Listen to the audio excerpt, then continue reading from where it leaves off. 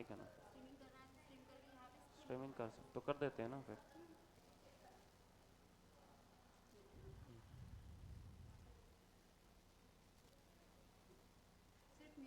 हम्म। हाँ वैसे ही होता है। यस यस, चलेगा ma'am.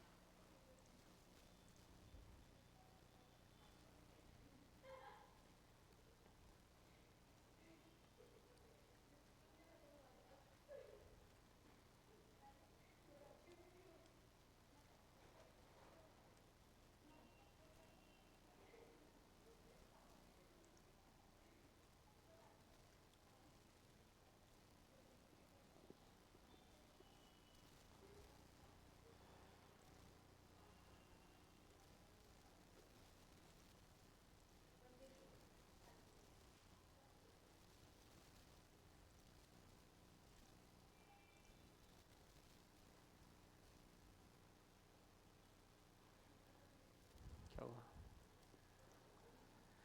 Aishwarya, what happened? Online mode कोई है? सानिका इज देयर ना शायद? Surabhi is there? अरे बाप रे, सुरभि हाँ सर। किधर से आज चांद निकला है? कैसे कैसे आज हो यार तुम? कैसे याद आया कि आज क्लास है? इस टाइम देने वाली हो यार एग्जाम कि नहीं? हाँ बच्चा, नहीं, जून नहीं दे वाला रही हो? एग्जाम। क्या? जून वाला एग्जाम देने वाली हूँ। क्या बोली? जून का अटेम्प्ट अटेम्प्ट देने देने वाली वाली है? हूँ। हाँ। क्यों पर?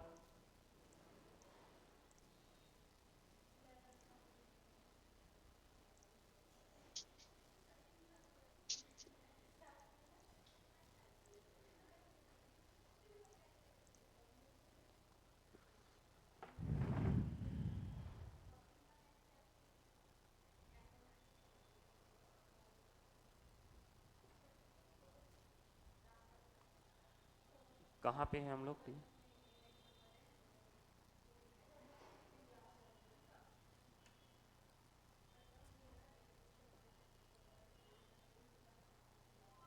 चलो, is it okay? Online mode दिख रहा है आप लोगों को?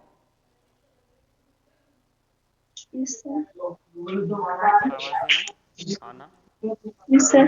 हाँ यस। सर, दिख रहा है। ठीक है, डन। आ जाओ। किधर थे हम लोग, याद है? कल तो कोई नहीं था आप लोग यहाँ पे। कल कहाँ तक किए थे?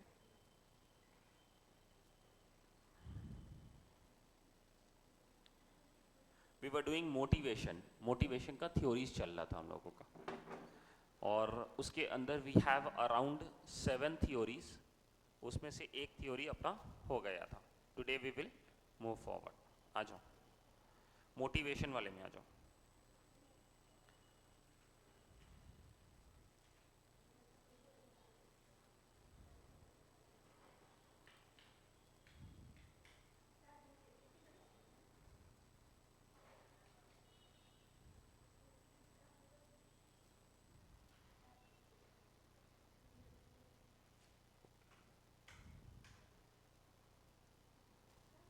चलो, so today we are going to start with Herzberg model.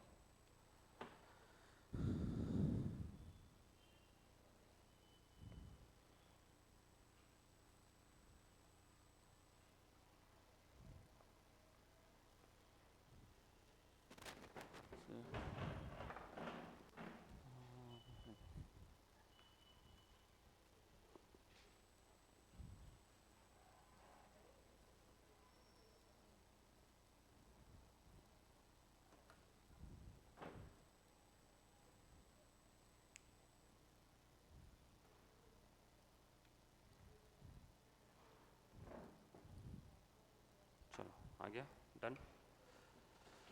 Listen everyone, सुनो अब। तो yesterday we have done with Maslow's hierarchy theory. इसके अंदर क्या देखा जाता है, देखो यहाँ पे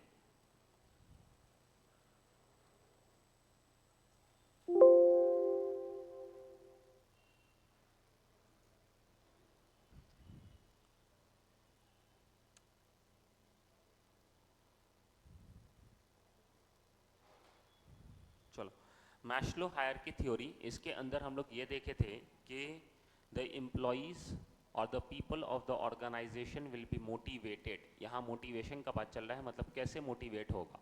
मोटिवेट करना मतलब क्या हो गया, यहाँ पे मैनेजर मोटिवेट करता है अपने एम्प्लॉइज़ को जस्ट बिकॉज कि वो अपना एफर्ट और ज़्यादा लगाए, बराबर है, जिससे परफॉर्मेंस क्या हो जाएगा, इंक्रीज हो जाएगा, अच्छा होगा।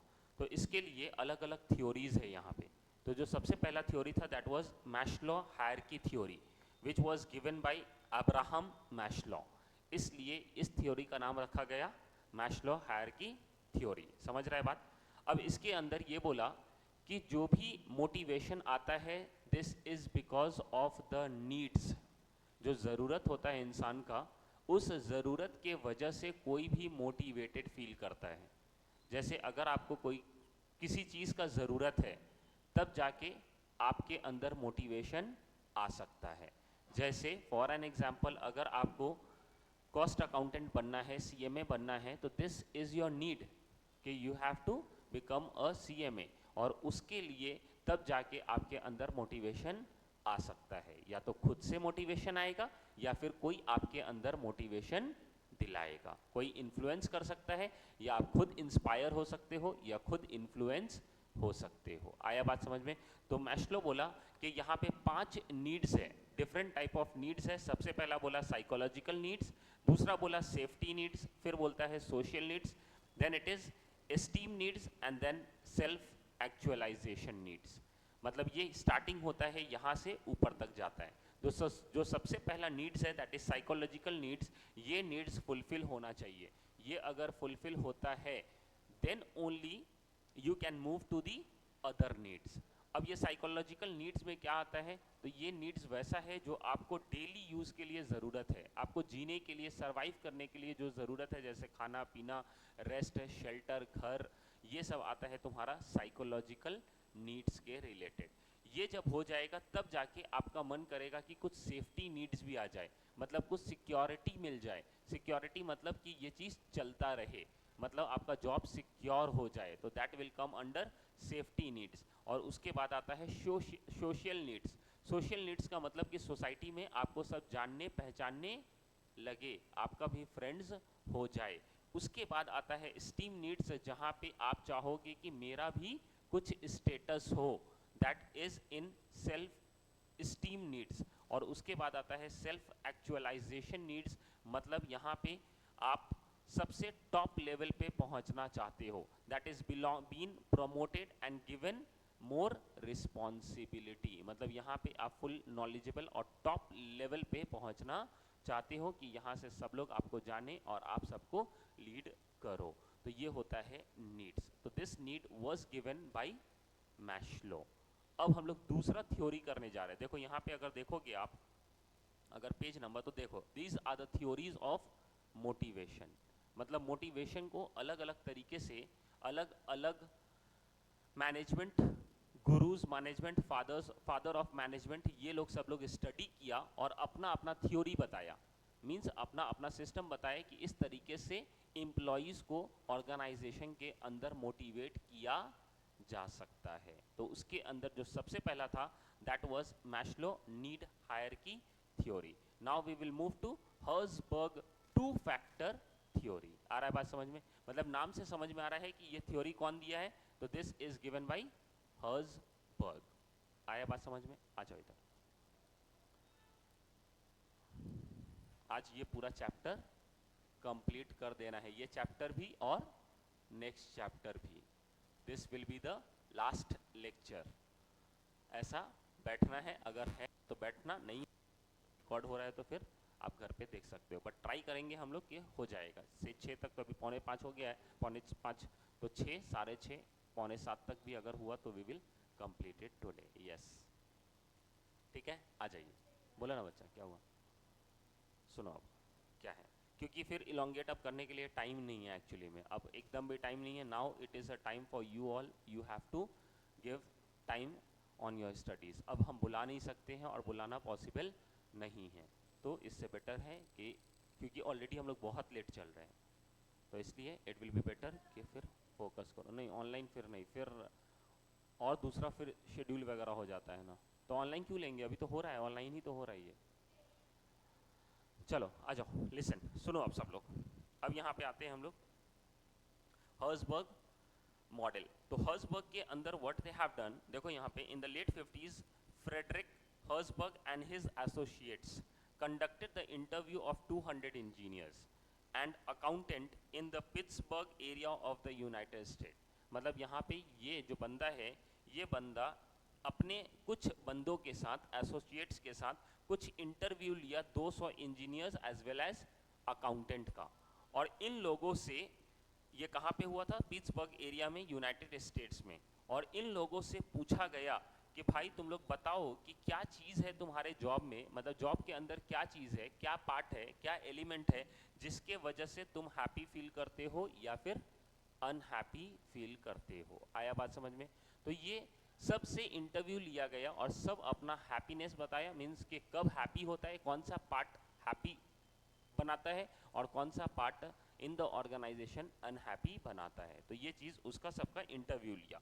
तो an analysis of the answers revealed that feeling of unhappiness और dissatisfaction were related to the environment in which people were working. On the contrary feelings of happiness और satisfaction were related to the jobs. तो ये बोला कि जो job है उससे हम लोग सेटिस्फाइड है और वो हम लोगों को हैप्पी करता है, बट जो इन्वायरमेंट है, जिस माहौल में हम लोग काम करते हैं, वो माहौल के वजह से हम लोग अनहैप्पी फील करते हैं।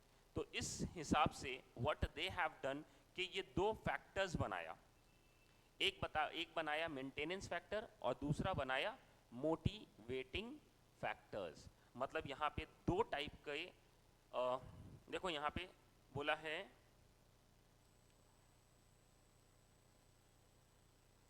हर्सबर्ग 2 मॉडल, बराबर है ना? क्या दिया था वहां पे स्टार्टिंग में, नाम क्या दिया था हर्सबर्ग का? Herzberg 2 factor. तो यहाँ पे 2 फैक्टर्स, मतलब यहाँ पे एक हो जाएगा तुम्हारा मेंटेनेंस फैक्टर और दूसरा हो गया मोटिवेटिंग फैक्टर। मतलब यहाँ पे दो टाइप के वर्कर यहाँ पर है। अब इसके अंदर एक चीज़ है जो आपको मेंटेनेंस फैक्टर्स है, मतलब कंपनी का पॉलिसी, एडमिनिस्ट्रेशन, सुपरविजन, सैलरी, अगर ये सब एम्प्लॉयज़ को मिलता है तो एम्प्लॉयज़ सेटिस्फाई फील करेगा और वहाँ पे रहेगा, कंटिन्यू करेगा। ये अगर आप अच्छा देते हो, सैलरी अच्छा देते हो, जितना काम है अच्छा से सुपरविजन होता है और अच्छा काम है और अच्छा सैलरी मिलता है, वर्किंग कंडीशन अच्छा है, तो वहाँ पे एम्प्लॉय क्या करेगा? एम्प्लॉय रहेगा और कंटिन्यू करेगा। इसलिए इसको बोला गया है मेंटेनेंस फैक्टर। दूसरा है मोटिवेटिंग फैक्टर। ये मोटिवेटिंग फैक्टर है, मतलब ये सब चीज़ अगर करोगे तो आपका एम्प्लॉय और अच्छा फील करेगा और वो लंबे समय तक वहां रहना चाहेगा। आ रहा है बात समझ में? तो उसे बोलते हैं मोटिवेटिंग फैक्टर्स। और यहां पे बोला गया है मेंटेनेंस फैक्टर, मतलब इतना तो आपको देना ही पड़ेगा, अगर ये नहीं दोगे तो आपका जो एम्प्लॉय है वो डिससैटिस्फाई हो जाएगा, वो अनहैप्पी हो जाएगा और हो सकता है वो आपके ऑर्गेनाइजेशन को छोड़कर चला जाए। आ रहा है बात समझ में? मतलब अगर उसको आप सैलरी नहीं देते हो, अगर उसको आप जॉब सिक्योरिटी नहीं देते हो, अगर उसका वर्किंग कंडीशन अच्छा नहीं है काम करने का, तो हो सकता है कुछ समय काम करे और वो लंबे समय तक वहाँ नहीं रहेगा और निकल कर चला जाएगा। इसलिए इस फैक्टर्स को बोला गया है मेंटेनेंस फैक्टर। दूसरा बोलता है मोटिवेटिंग फैक्टर। अब ये जो मोटिवेटिंग फैक्टर है, मतलब ये सारा चीज़ जैसे अचीवमेंट हो गया, रिकॉग्निशन हो गया। रिकॉग्निशन का मतलब होता है कि आप वो जब काम किया, वो कुछ परफॉर्म किया और अच्छा किया, तो आप उसको तारीफ करो, उसको पहचानो कि हाँ वो कोई काम किया है और वो अच्छा काम किया है, तो ये रिकॉग्नाइज करो और दूसरों को बताओ, सबके सामने उसके बारे में बताओ, तो इसको बोला जाता है रिकॉग्निशन। तो अगर ये नहीं करोगे तो ऐसा नहीं है कि एम्प्लॉय छोड़कर चला जाएगा। हाँ, बट अगर ये करोगे तो उसको और अच्छा लगेगा और वो और अच्छे से काम करेगा, इसलिए उसका नाम रखा गया है मोटिवेटिंग फैक्टर्स। तो ये दो फैक्टर्स को ये एनालाइज करके जब इंटरव्यू लिया तो ये दो फैक्टर्स निकाला, एक बोला मेंटेनेंस फैक्टर और दूसरा बोलता है मोटिवेटिंग फैक्टर। समझ रहा है बात? तो ये दोनों करना पड़ेगा ऑर्गेनाइजेशन को। तो ये तो 100% है कि करना ही पड़ेगा, अगर ये नहीं किया जाएगा तो एम्प्लॉय छोड़कर चला जाएगा, और ये किया तो भी चलेगा, ना किया तो भी चलेगा। अगर किया तो और अच्छा होगा परफॉर्मेंस, और ना किया तो जैसा है वैसा तो चलेगा। तो ये हो गया मोटिवेटिंग करने का सिस्टम। ये मालूम चला कि ऑर्गेनाइजेशन में क्या करना है, ये चीज पे ज्यादा फोकस करना है, इन द सेंस कि इसको यहाँ पे इसके वजह से, ये फैक्टर की वजह से तुम्हारा एम्प्लॉइज डीमोटिवेटेड फील नहीं होना चाहिए, डिससैटिस्फाइड नहीं होना चाहिए, सेटिस्फाइड रहना चाहिए। आ रहा है बात समझ में? बस यही दो फैक्टर्स के बारे में बताया है। अब आगे इसको देखो क्या लिखा है। अकॉर्डिंग टू हर्सबर्ग, मेंटेनेंस और hygiene factors are necessary to maintain reasonable level of satisfaction among employees. These factors do not provide satisfaction to the employees, but the absence will dissatisfy them. जैसे salary मिल रहा है तो ठीक है, but नहीं मिलेगा तो क्या हो जाएगा आपका एम्प्लॉइज?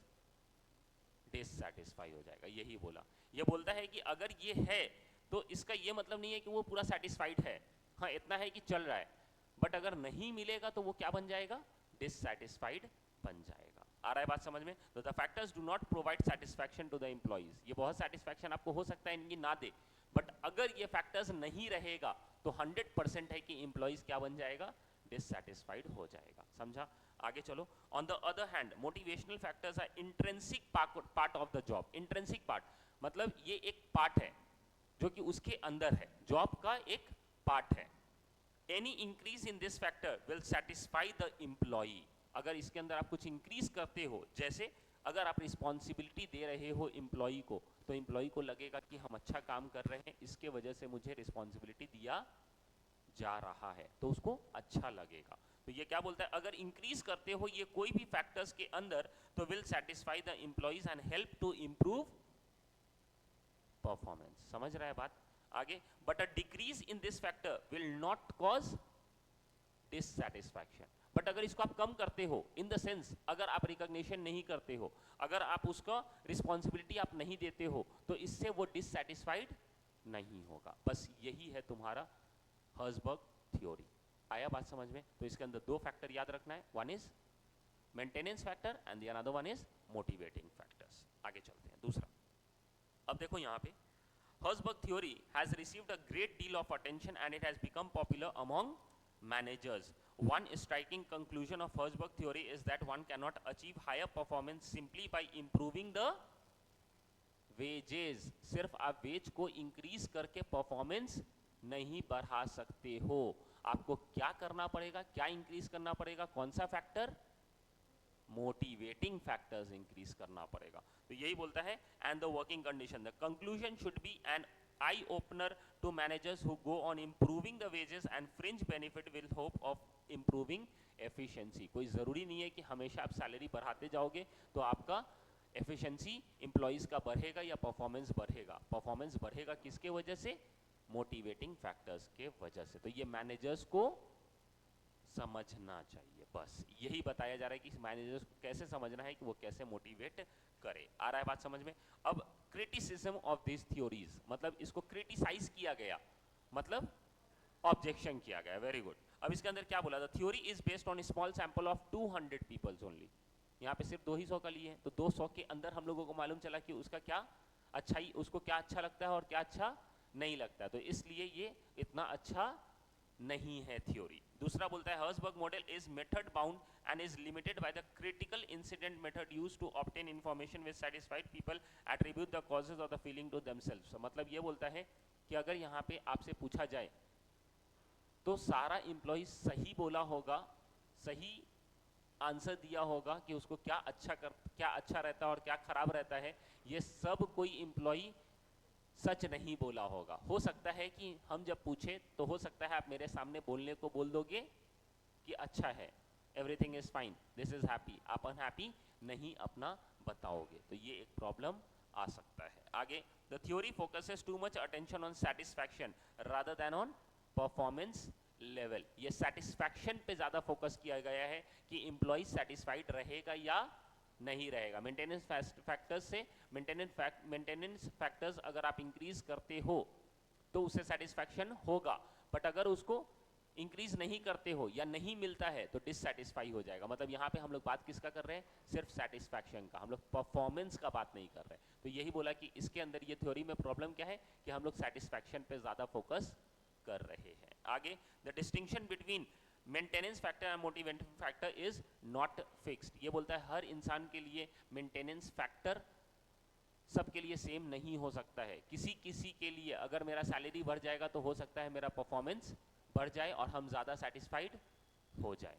आया बात समझ में? तो ये सब के लिए अलग अलग फैक्टर्स अलग अलग हो सकता है। कोई ज़रूरी नहीं है कि अगर आप बोल दिए हो मेंटेनेंस फैक्टर तो यही मेंटेनेंस फैक्टर है। हो सकता है कि वो मेंटेनेंस फैक्टर्स मोटिवेटिंग फैक्टर्स हो। आया बात समझ में? तो दिस वो क्रिटिसिज्म। आ रहा है बात समझ में? अब यहाँ पे ये जो दोनों मेथड, दोनों अभी हम लोग थ्योरी पढ़े थे। सबसे पहला था मैस्लो का और दूसरा था हर्ज़बर्ग का। तो अब देखो यहाँ पे मैस्लो के अंदर ये अलग अलग नीड्स था, 5 नीड्स जो हम लोग देखे थे।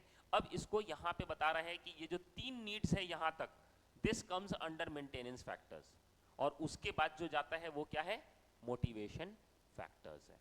तो ये बताया जा रहा है कि ये दोनों जो है ये मोटिवेशन फैक्टर्स है एक्चुअली में, और ये जो है तुम्हारा साइकोलॉजिकल नीड हो गया, सिक्योरिटी नीड हो गया, एनाफिलिएशन हो गया, ये क्या किसका पार्ट बनता है? मेंटेनेंस फैक्टर्स का पार्ट बनता है। बस ये कंपैरिजन यहाँ से ये समझ के रखो, बात खत्म। This was second model. Coming to the third one, that is McGregor model. अब ये क्या है वो देखो, एक बार उसको रीड करो जल्दी से।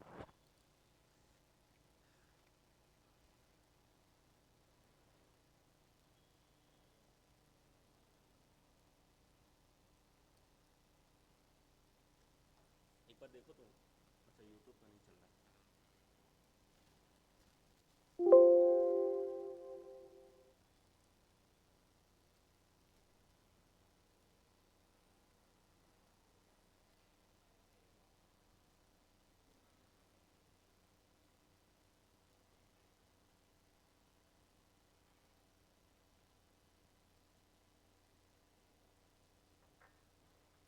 चलो लिसन, अब आ जाओ।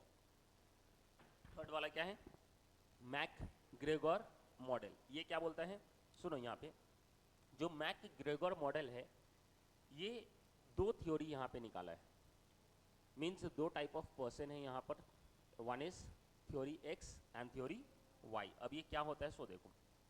Professor Douglas McGregor have developed a theory of motivation on the basis of hypothesis relating to human behaviour. इंसान का बिहेवियर। तो 2 टाइप का बिहेवियर ये सेग्रीगेट किया है, एक को बोला है थ्योरी एक्स और दूसरा को बोला है थ्योरी वाई। थ्योरी एक्स के अंदर क्या बोला गया है? Theory X of motivation is based on the following assumption. Theory X का जो ह्यूमन बिहेवियर होगा वो कैसा होगा? तो the average individual is by nature indolent and will avoid work if he can.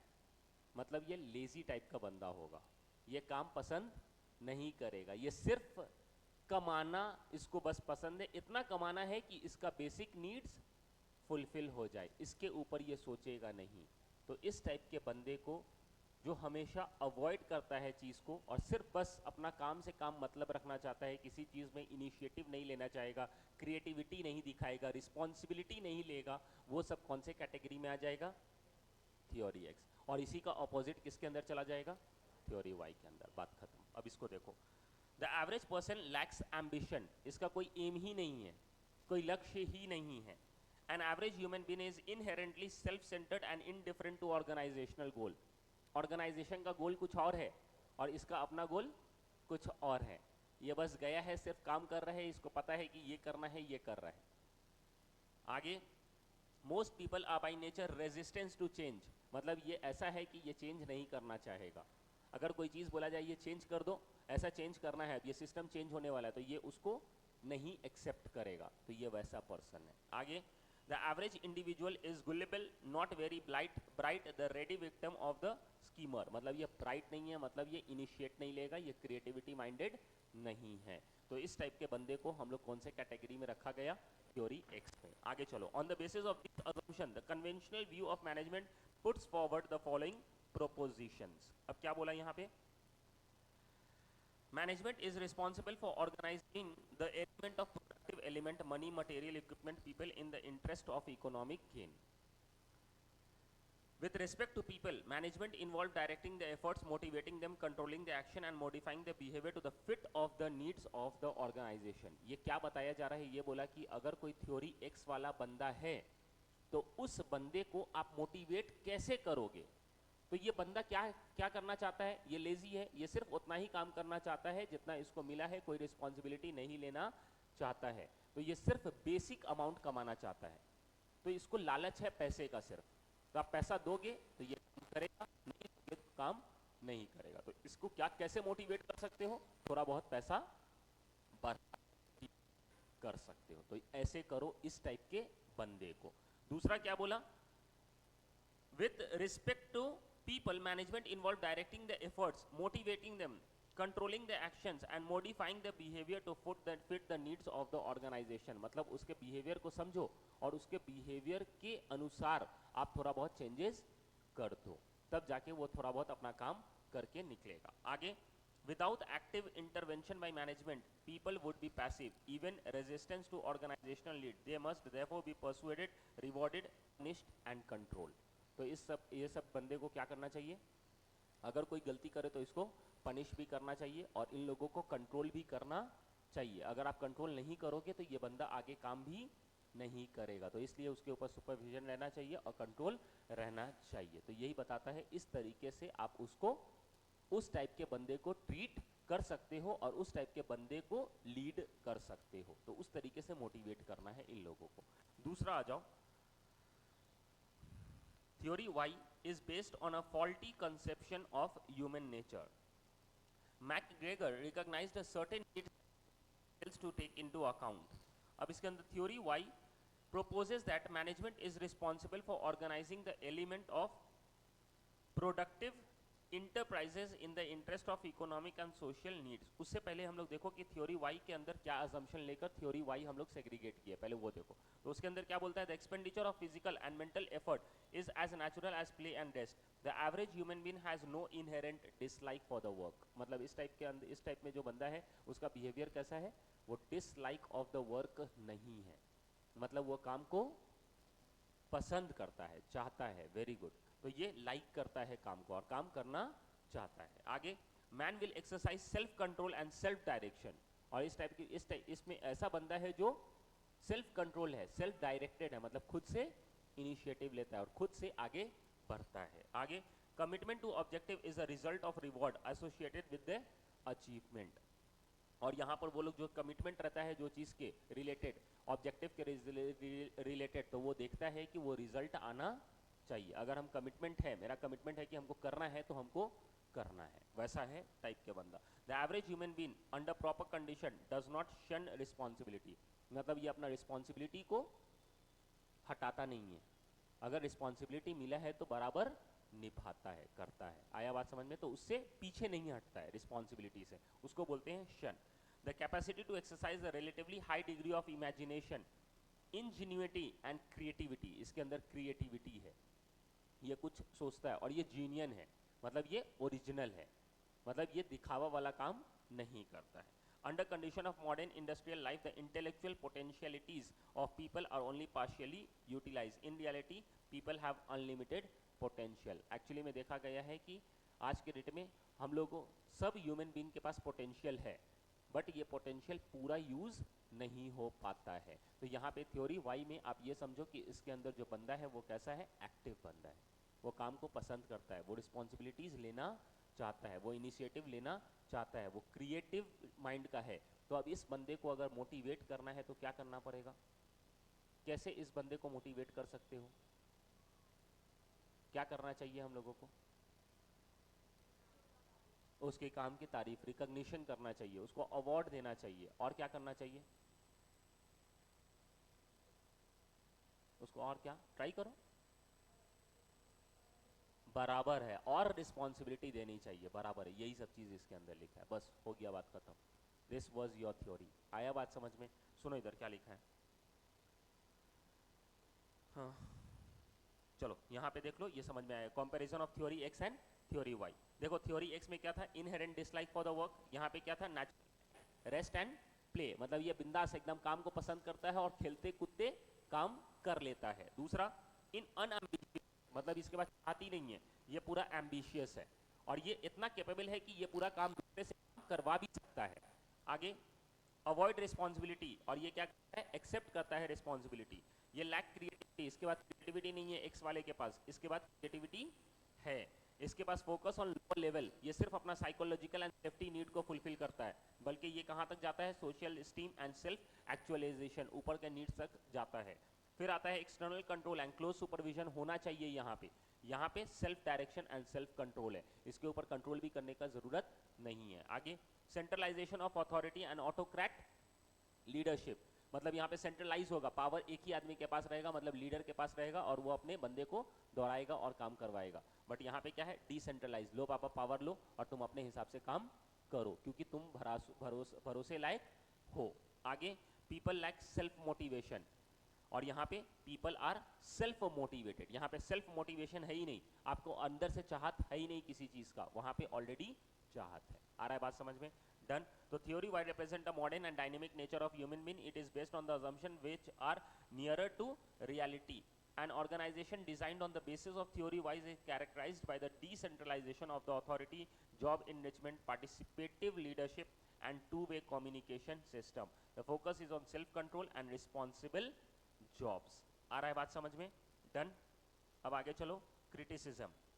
What are the criticism? यहाँ पे क्या क्रिटिसाइज हुआ? Firstly, it tends to over generalize and over simplify people as being one way or the other. People cannot be put into two extreme pattern or stereotypes. ये बोलता है कि यहाँ पे ऐसा नहीं करना चाहिए कि आप अलग अलग पार्ट कर दो, एक कैटेगरी एंड दूसरा कैटेगरी। कोई हो सकता है जो दोनों कैटेगरी का बंदा हो, वो किधर रखोगे? तो ये बोलता है, ये क्रिटिसाइज किया कि ऐसे कैसे। आया बात समझ में? दूसरा, secondly McGregor theory squeezes all managerial style and philosophies into two extreme of conduct which is devoid of reality. ये एक्चुअली में रियलिटी नहीं है, दो टाइप के लोग नहीं होते हैं बल्कि अनेक टाइप के लोग हैं।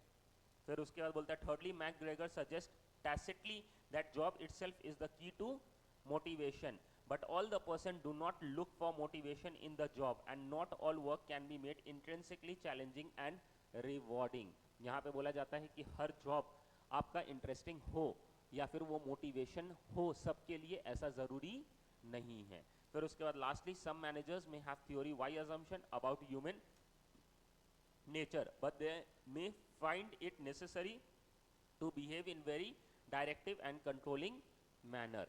हो सकता है कि कोई कोई थ्योरी वाई के रिलेटेड हो, जैसे वो चाहता हो काम बट अपने ऊपर रिस्पॉन्सिबिलिटी नहीं चाहता हो, ऐसा भी हो सकता है। तो यही बोला कि यहाँ पे ऐसा जरूरी नहीं है कि जो आप बोले हो उसी टाइप का उसके अंदर पर्सन रहेगा। तो दिस वाज द क्रिटिसिज्म। आगे चलते हैं, अल्फ्रेड एल्डरफर ERG थ्योरी। अब ये ERG का यहाँ पर अलग अलग एब्रीविएशन दिया हुआ है। तो ये सबका एब्रीविएशन क्या है, एक्रोनिम्स क्या है, मतलब इसका स्टार्टिंग वर्ड यहाँ पे लिया हुआ है। तो द फर्स्ट वन, सबसे पहले तो हम लोग ये समझेंगे कि ये है क्या, एग्जिस्टेंस, रिलेटेडनेस एंड ग्रोथ। अब इसको समझो। सबसे पहला बात, ये बनाया कौन? क्लैटन Paul एल्डरफर, an American psychologist, developed ERG theory that suggests that there are three groups of core needs. ये जो needs है उसका कितना ग्रुप हो सकता है? 3 ग्रुप हो सकता है, and that is a core group. Core group बोले तो important group, main group we can say. तो क्या है इसके अंदर? सबसे पहला है एग्जिस्टेंस, दूसरा है रिलेटेडनेस एंड तीसरा है growth. Hence the acronym ERG, और इसके वजह से आया है ERG। These groups align with Maslow level of psychological needs, social needs and self-actualization needs respectively. मतलब बोला कि ये जो ERG वाला थ्योरी है ये किससे मैच करता है? ये मैस्लो के थ्योरी से मैच करता है। और मैस्लो में कितना नीड्स था? 5। तो यहाँ पे बोला है कि उसका 3 देखो, सबसे पहला साइकोलॉजिकल ले लो, दूसरा सोशल नीड्स लो, और तीसरा सेल्फ एक्चुअलाइजेशन नीड्स लो। अब इससे ये रिलेट करके आपको बताएगा, बस यही रिलेशन दोनों में बताया जाएगा। वो कैसे, सो सुनो अभी तक। सबसे पहले एग्जिस्टेंस। तो एग्जिस्टेंस क्या होता है? तो existence needs concern our basic material requirement, जो हम लोगों का बेसिक रिक्वायरमेंट है, जो बेसिक नीड्स है। तो मैस्लो के हिसाब से वो कौन सा नीड्स था? बेसिक नीड्स, साइकोलॉजिकल नीड्स, बराबर है, वही मैच कर रहा है। अब इधर देखो क्या, for living this includes what Maslow categorised as psychological needs. बात खत्म। ये दोनों को यहाँ पे कंपैरिजन। तो ये भी जो साइकोलॉजिकल नीड्स के बारे में बताया था मैस्लो, उसी के बारे में यहाँ पर अल्डर्फर बताया है एग्जिस्टेंस को लेकर। आगे चलते हैं दूसरा। अब एग्जिस्टेंस में ये साइकोलॉजिकल नीड्स को भी लिया है, as well as they have taken safety related needs को भी। तो जो जॉब सिक्योरिटी, तो ये भी मेरा होना चाहिए। इतना तो है कि भाई मेरा सेटिस्फैक्शन हो जाना चाहिए, मतलब जितना नीड्स है, बेसिक नीड्स है, वो फुलफिल होना चाहिए। बट इसके साथ साथ मेरा जो जॉब है वो भी सिक्योर होना चाहिए, तो जाके मेरा हेडेक कम हो जाएगा। तो ये दो नीड्स मेरा फुलफिल होना चाहिए। ये दो नीड्स किस में कवर हो रहा है? एग्जिस्टेंस में। आ रहा है बात समझ में? आगे, relatedness needs have to do with the importance of maintaining the interpersonal relationship। तो interpersonal relationship का मतलब हो गया कि सोसाइटी में आप सबके साथ मिलजुल कर रहो, इन द सेंस ऑर्गेनाइजेशन में भी आप सबके साथ रहो, मिलजुल कर रहना है, वैसा पसंद करते हैं। तो दैट इज रिलेटेडनेस। अब 3 टाइप का ही नीड्स है अपना। तो अब हमको जरूरत क्या है? हमको साइकोलॉजिकल नीड्स का जरूरत है, या फिर मुझे सोशल नीड्स का जरूरत है, या फिर मुझे सेल्फ एक्चुअलाइजेशन नीड्स का जरूरत है। ये नीड्स को आप समझो, मैनेजर ये नीड्स को समझो कि तुम्हारा एम्प्लॉय को कैसा नीड्स है, और उसको जैसा नीड्स है आप उस तरीके से उसे मोटिवेट करो। अगर उसको सिर्फ साइकोलॉजिकल नीड्स है तो आप उसको वेजेस वगैरह बढ़ा दो, तो इससे क्या हो जाएगा? वो और काम करेगा। अब अगर किसी को सोशल नीड्स है, सोशल नीड्स के अंदर उसको सबके साथ मिलकर काम करने का मन है, और वैसा उसको पसंद है, और वैसे वो मोटिवेटेड होता है, तो उसको ग्रुप में काम करवाओ। और अगर किसी का सेल्फ एक्चुअलाइजेशन नीड्स है, मतलब टॉप लेवल पे जाना है, और क्रिएटिव माइंड है, नॉलेज है, सेल्फ इनिशिएटिव वो लेता है, तो उसको रिस्पॉन्सिबिलिटीज भर दो उसको रिस्पॉन्सिबिलिटीज, वो और अच्छा काम करेगा। यही चीज बताता है। तो ये जो ERG बताया है, बोला है कि फोकस करो अपने इंप्लॉइज पे, और वहां से ये 3 कैटेगरी में हटाओ कि किसका क्या नीड है, जिसका जैसा नीड है उस हिसाब से उसे मोटिवेट कर दो। तो this is theories of motivation. समझ रहा है बात?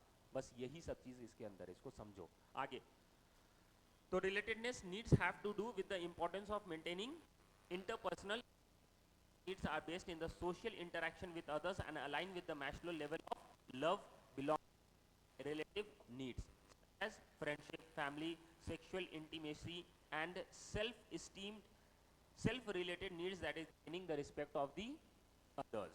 बात समझ में? और लास्ट वाला जो आता है दैट इज ग्रोथ, मतलब मेरा डेवलपमेंट होना चाहिए।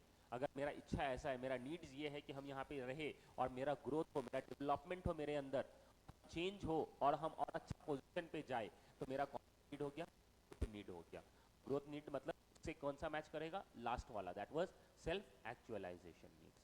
आ रहा है बात समझ में? आगे, finally growth needs describe our intrinsic desire, अपना खुद का अंदर से डिजायर निकलना है। ये जबरदस्ती आपको कोई नहीं करवाएगा, ये आपके अंदर से इच्छा है कि मेरा एक पोजीशन हो। हम क्रिएटिविटी माइंडेड के हैं और हम खुद इनिशिएटिव लेना चाहते हैं और हम लीडर बनना चाहते हैं। For personal development, these needs align with the other portion of the Maslow esteem-related needs, that is self-esteem, self-confidence, achievement and self-actualization needs। अब इसी को यहाँ पे इसके अंदर बताया है। तो ये पहले पांचों बता दिया इधर मैस्लो के हिसाब से, अब इसको मैच किया है। तो पहला जो 2 है ये बोल दिया एग्जिस्टेंस नीड, ये जो सोशल नीड्स और साथ साथ स्टीम नीड्स का कुछ पार्ट, मतलब यहाँ पे कुछ पार्ट लिया गया है रिलेटेडनेस के अंदर, और जो अभी बच गया है ये वाला स्टीम नीड्स, इसका पार्ट कुछ, और यहाँ पे सेल्फ एक्चुअलाइजेशन ये किसके अंदर चला गया? ग्रोथ नीड्स के अंदर चला गया। बस आया बात समझ में? Done everyone? अब इसके अंदर क्या गया सो देखो, स्टीम रिलेटेड नीड्स के अंदर क्या किया? गेनिंग द रिस्पेक्ट, सिर्फ दूसरों से रिस्पेक्ट मिलना चाहिए, ये आता है किसके अंदर? रिलेटेडनेस के अंदर। और इसके बाद जो है सेल्फ रिस्पेक्ट, अपना सेल्फ रिस्पेक्ट, सेल्फ कॉन्फिडेंस, ये किसके अंदर चला जाएगा? ग्रोथ के अंदर चला जाएगा। आ रहा है बात समझ में? तो ये हो गया तुम्हारा ERG थ्योरी। डन। आगे चला जाए तो अभी तक पहला क्या था? मैस्लो। दूसरा क्या था? हर्ट्जबर्ग। तीसरा क्या था? नहीं, theory X and theory Y वाला, उसका नाम क्या था? Theory X and theory Y, Mac नहीं, क्या था उसका? क्या यार तुम लोग भी, मैक मैक मैक हो गया तो हो गया, कोई बात नहीं। मैकग्रेगर। लास्ट क्या है? ERG। ठीक है, और 3। आगे चलो दूसरा। अब आते हैं hello sir. Achievement motivation model by McClelland. ठीक है, अब इसके अंदर देखो क्या है। अब सुन इधर, सुन इधर बच्चा जल्दी। है बहुत इजी ये सब चीज, सिर्फ समझना है आपको कि व्हाट इट इज। आ रहा है समझ? पर नाम याद रखना सबका, नाम याद रखना सबका एकदम मेन है। क्योंकि ये वाला अगर पूछ दे कि ये थ्योरी किसके, कौन दिया है, कौन, तो उसके लिए आपको फिर लिख देना पड़ेगा। वो नाम याद है, इंपॉर्टेंट एकदम नाम भी है यहाँ पे। अब सुनो यहाँ पे, David C. McClelland, an American psychologist. सब अमेरिकन ही है यार, इंडियन कोई रहना चाहिए, है कि नहीं? रामू सामू ये सब नाम भी अच्छा लगता है और समझ में भी आ जाता है कि नहीं? आएगा यहाँ पे नाम, टेंशन मत लो, तुम लोगों का नाम आएगा। आप लोग का नाम पहले आएगा, मेरा नाम बाद में आएगा। चलो सुनो इधर, आ जाओ इधर, सुनिए। Psychological had developed need theory on motivation and observed the 3 needs। 3 needs है जो मोटिवेट करता है ह्यूमन बिहेवियर। अब ये भी 3 needs का बात कर रहा है मैकलेलैंड। अब ये अपने हिसाब से तो ये बोलता है, एक है पावर, दूसरा है एफिलिएशन, और तीसरा है अचीवमेंट। ERG के हिसाब से वो अलग 3 नीड्स का बात किया, ये अलग अपना 3 नीड्स, सब अपना अपना नाम दे रहा है, और इसके वजह से लोग मोटिवेटेड होंगे। अब ये क्या है देखो, तो मैकलेलैंड believed that each person has a need for all the 3 and other needs, but the people differ in the degree to which the various needs motivates the behavior। needs तो ये तीनों हैं, बट कौन कितना needs है इसके ऊपर पूरा बिहेवियर डिपेंड करता है। आ रहा है बात समझ में? सबसे पहला बोला, these needs are need for achievement, need for power and need for affiliation। सबसे पहले पावर बोला था, फिर एफिलिएशन बोला था, और फिर अचीवमेंट। तो यही 3 यहाँ पे नीड्स बताया। अब ये क्या नीड्स है देखो, तो अचीवमेंट थ्योरी, ये 3 नीड के बारे में हम लोगों को समझना है। The first one is need for achievement. अब ये अचीवमेंट है, मतलब हमको अचीव करना है गोल। तो ये ऐसा नीड अगर है उस बंदे के पास, और ऐसा उसके अंदर चाहत है, मतलब वो सेल्फ कंट्रोल्ड होगा, सेल्फ कॉन्फिडेंस होगा, नॉलेजेबल होगा, क्रिएटिव होगा। तो अब इसको फिर से दे दो रिस्पॉन्सिबिलिटी, इस तरीके से ये मोटिवेटेड फील करेगा। इसको रिकॉग्नाइज करो, इसको बताओ, सबको बताओ कि हाँ ये बंदा ये काम किया है, अप्रेजल दो, तब जाके वो बंदा आगे बढ़ेगा। तो यही बोलता है अचीवमेंट। अब इसका क्या है, the need for achievement would fall between needs of esteem and self actualisation, मतलब ऊपर वाला। अगर इसको ERG से कंपेयर किया जाए तो किधर जाएगा? ये ग्रोथ में जाएगा। और अगर मैस्लो से कंपेयर, ये किससे कंपेयर कर रहा है? मैस्लो से, कि स्टीम का कुछ और बाकी सेल्फ एक्चुअलाइजेशन नीड्स का। आ रहा है बात समझ में? यही चीज घुमा फिरा कर सब बात आगे पीछे वही कर रहा है। आगे सुनो आप, this need is satisfied not by the manifestation of success which confer status but with the process of carrying work to its successful completion। सिर्फ ये नहीं है कि काम कर लेना, बट काम सक्सेसफुली करना, अच्छे से करना, तब जाके अचीवमेंट होता है।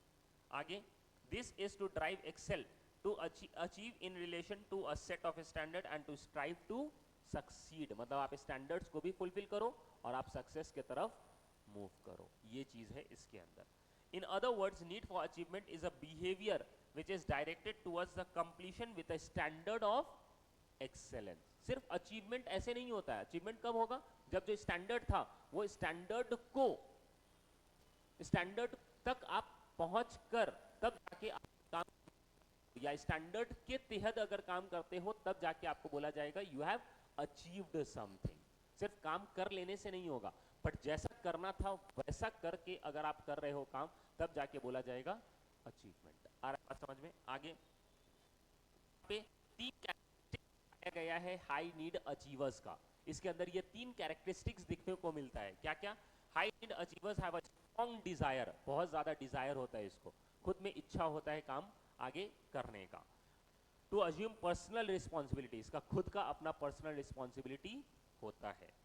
दूसरा, high need achievers tend to set moderately difficult goals and task calculated risk, बहुत डिफिकल्ट लेवल का भी ये काम को करना पसंद करता है। तो यही बोलता है कि मॉडरेटली डिफिकल्ट गोल, और डिफिकल्ट गोल को ये सेट करता है क्योंकि इसके अंदर इच्छा है, खुद का इच्छा है, इसको कोई कंट्रोल नहीं करेगा। जैसे यहाँ पे हम सिर्फ आप लोगों को बोले थे और आप लोग खुद से नोट्स बनाते हो, खुद से पढ़ाई करते हो, वो आके हमको दिखाई, तो आप लोग सेल्फ मोटिवेटेड हो।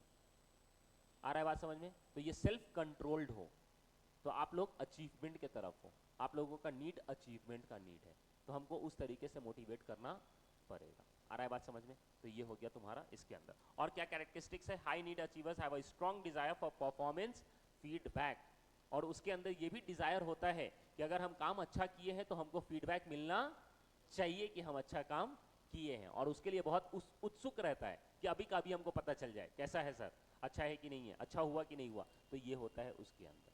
तो this all are the characteristics of a person, of the behavior of the person who is self motivated and has a need for achievement। समझा ये बात? दूसरा चलते हैं। अब आता है नीड फॉर पावर। इस बंदे को क्या चाहिए? पावर चाहिए, मतलब ये चाहता है कि हम सबको कंट्रोल करे, तो इसको क्या दे दो? पावर दे दो।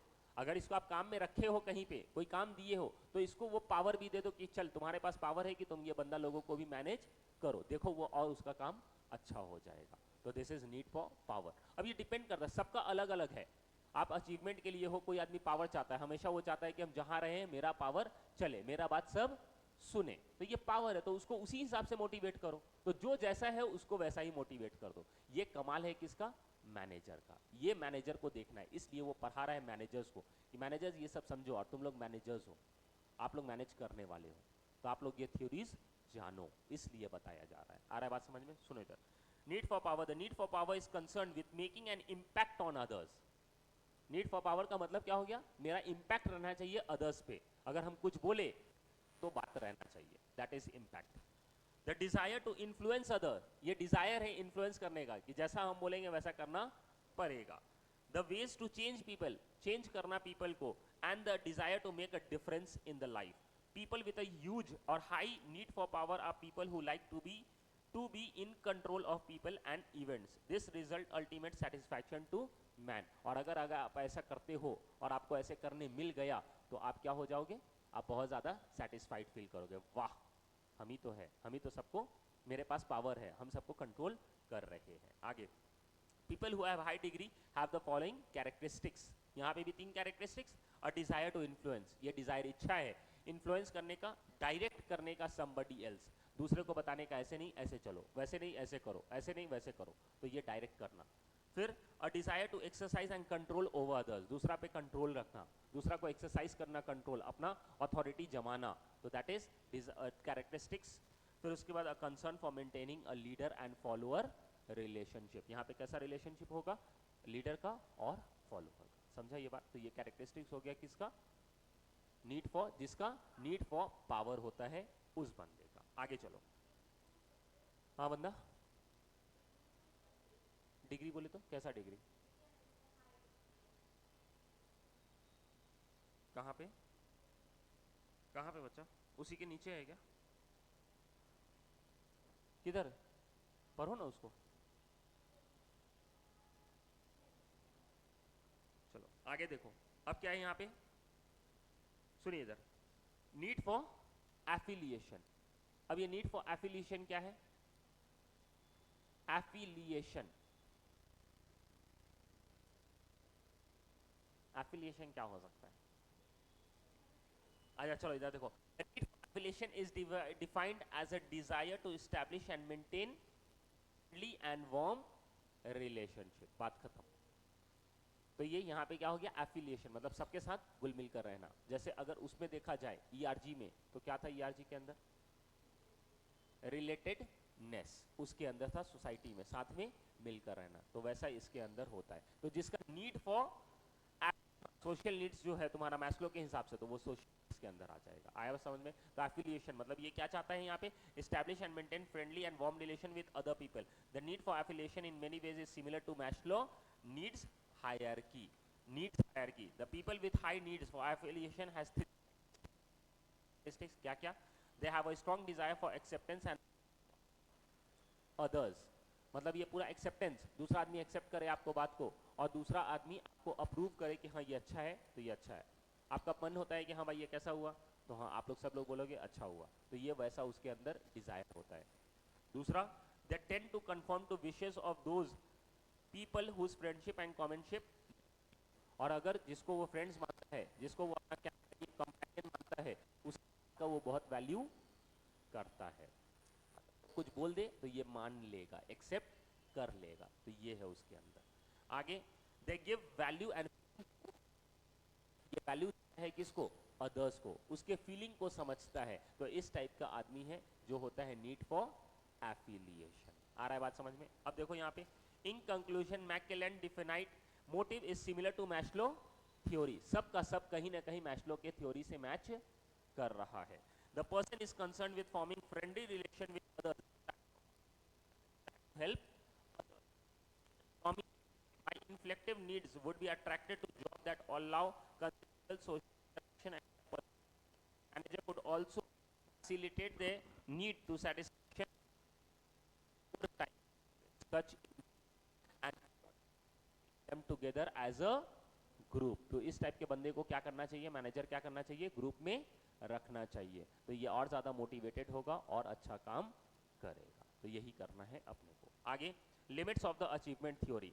The theory does not deal fully with the process of motivation and how it really take place. ये बोलता है ये पूरा का पूरा थ्योरी मोटिवेशन से रिलेटेड नहीं है। दूसरा बोलता है person with high need for achievement expect similar result from others. ये एक प्रॉब्लम है कि सही बात है, अगर आप अचीवमेंट के कैटेगरी में हो, नीड फॉर अचीवमेंट, तो उस केस में आपका जो एक्सपेक्टेशन होगा दूसरों से वो भी कैसा होगा कि वो भी मेरा जैसा ही काम करे। As a result they may lack human skills and patience for being effective manager. तो इस केस में हो सकता है कि वो बंदा सही मैनेज नहीं कर पाए।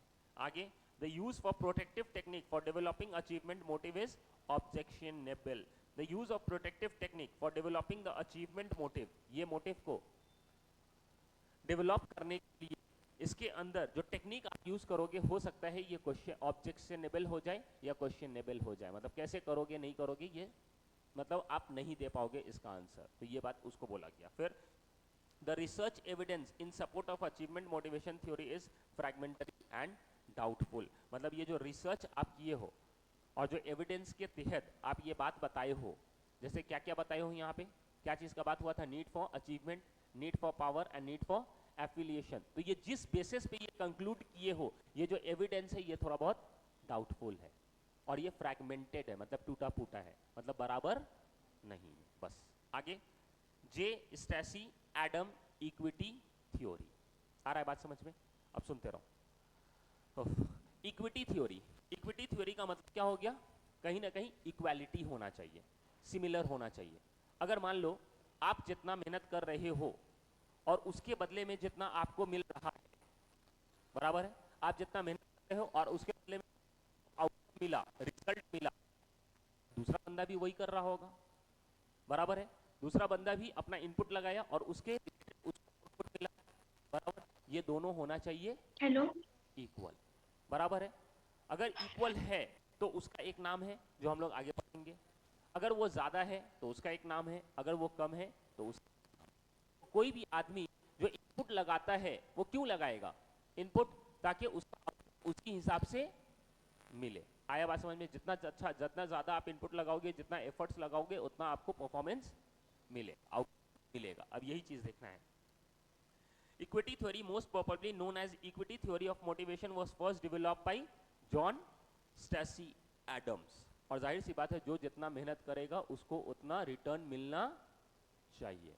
अगर मान लो आप मेहनत कर रहे हो और दोनों आदमी हम लोग एक जगह पे काम कर रहे हैं, ठीक है, और काम करने में आप 10 गलती कर रहे हो और हम 5 गलती कर रहे हैं, ठीक है, तो अब यहाँ पे अगर सैलरी का बात हो तो दोनों को सेम मिलना चाहिए क्या सैलरी?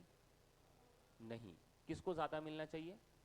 हमको जो 5 गलती कर रहा है उसको ज्यादा मिलना चाहिए और दूसरे को कम मिलना चाहिए। इसको एक्चुअली में बोलते हैं इक्वालिटी, इसको बोलते हैं इक्विटी। ये नहीं कि दोनों जैसा काम करे दोनों को सेम पैसा दो, तो क्या मतलब है कि नहीं? तो जो जितना इनपुट लगाए उस हिसाब से उसको, हाँ? ये बताता है जे स्टैसी इक्विटी थ्योरी। आगे चलो आप। Equity theory is simple and almost instinctual, मतलब ये अपने आप आपको समझ में आ जाएगा। Adam equity theory calls for a fair balance to be struck between an employee input, मतलब जो हार्डवर्क लगा रहा है बेचारा, स्किल लगा रहा है, टॉलरेट कर रहा है, इंथुजियाज्म है, मेहनत कर रहा है, एंड एन एम्प्लॉय आउटपुट। तो इसके हिसाब से उसको आउटपुट मिलना चाहिए। बोले तो सैलरी मिलना चाहिए, बेनिफिट मिलना चाहिए, इंटेंजिबल सच एज रिकॉग्निशन होना चाहिए, सब उसको जानना चाहिए, पहचानना चाहिए, अप्रेजल होना चाहिए। बराबर है? आगे चलते हैं। अब देखो यहाँ पे The concept of equity and exchange relationship derived from it will help you to understand this theory in better ways. अब एक नाम है overpaid inequality का। देखो जहां पे ये इक्वल नहीं हुआ तो उसको क्या बोलेंगे? इनइक्वल। तो इसलिए इनइक्वालिटी होगा। इनइक्वालिटी कब होगा? या तो ये होगा या तो ये होगा, या तो ग्रेटर देन या तो लेस देन। बराबर है? तो सबसे पहले हम लोग इक्वल, तो इक्वल वाला को क्या बोलेंगे? इक्विटी। और इक्विटी कब होगा? जब पर्सन आउटकम पर्सन्स इनपुट, मतलब मेरा इनपुट जितना लगाए और जितना आउटपुट आया दूसरा भी जितना इनपुट लगाया उसको उस हिसाब से आउटपुट मिलना चाहिए। ये दोनों सेम जब होगा तो इसको क्या बोल देंगे? इक्विटी बोल देंगे। अब इसको लिखा कैसे है? An individual perceive output in relation to his input equal to those of others. जितना मेरा आउटपुट है, जितना हम इनपुट लगाए हैं, इनपुट लगाए हैं उसके बेसिस पे जो मेरा आउटकम है should be equal to the others. अगर ऐसा है तो इसको बोला जाएगा इक्विटी। अगर यहाँ पे पर्सन्स, पहले मेरे बारे में बात कर रहा है, अगर मेरा आउटकम जितना हम अपना इनपुट लगाए हैं और जितना उस हिसाब से जितना आउटकम मिला है अगर ये ज्यादा है एज कंपेयर टू अदर्स, तो हमको क्या बोला जाएगा? इनइक्वालिटी। और इनइक्वालिटी में भी कैसा? हम ज्यादा पेड हो रहा है, तो this will be over paid, तो उसका नाम क्या हो जाएगा? ओवरपेड। यहीं पे लिखा है ओवरपेड इक्वालिटी, इनइक्वालिटी। आए बात समझ? इनइक्वालिटी ये इक्वल नहीं है इसलिए, और दूसरा नाम ओवरपेड क्यों? क्योंकि हमको ज्यादा मिल रहा है। तो ऐसा भी नहीं होना चाहिए। अगर ऐसा होगा तो वो बंदा हो सकता है काम सही से ना करे और हम इसके अंदर और आलसपना करे, और ये चीज हम देखेंगे अरे वाह इतना भी किए तो भी हमको ज्यादा मिला, तो हम वैसा ही करते रह जाएंगे। तो ऐसा भी नहीं होना चाहिए। आगे चलो। When an individual perceives that his outcome are more as compared to his input in relation to others, the overpaid inequality can be expressed as this. तो आपको ये याद रखना जरूरी है। आगे चलो, याद रखना ये वाला, ये जो इक्वेशन दिया है ये याद रहे कि persons outcome divided by persons input should be if it is greater than others output upon others input, तो इसको बोलेंगे overpaid inequality। दूसरा आता है underpaid inequality। कम कर दूं? क्या करूं उसको? हेलो, अभी ठीक है ठीक? चलो आगे।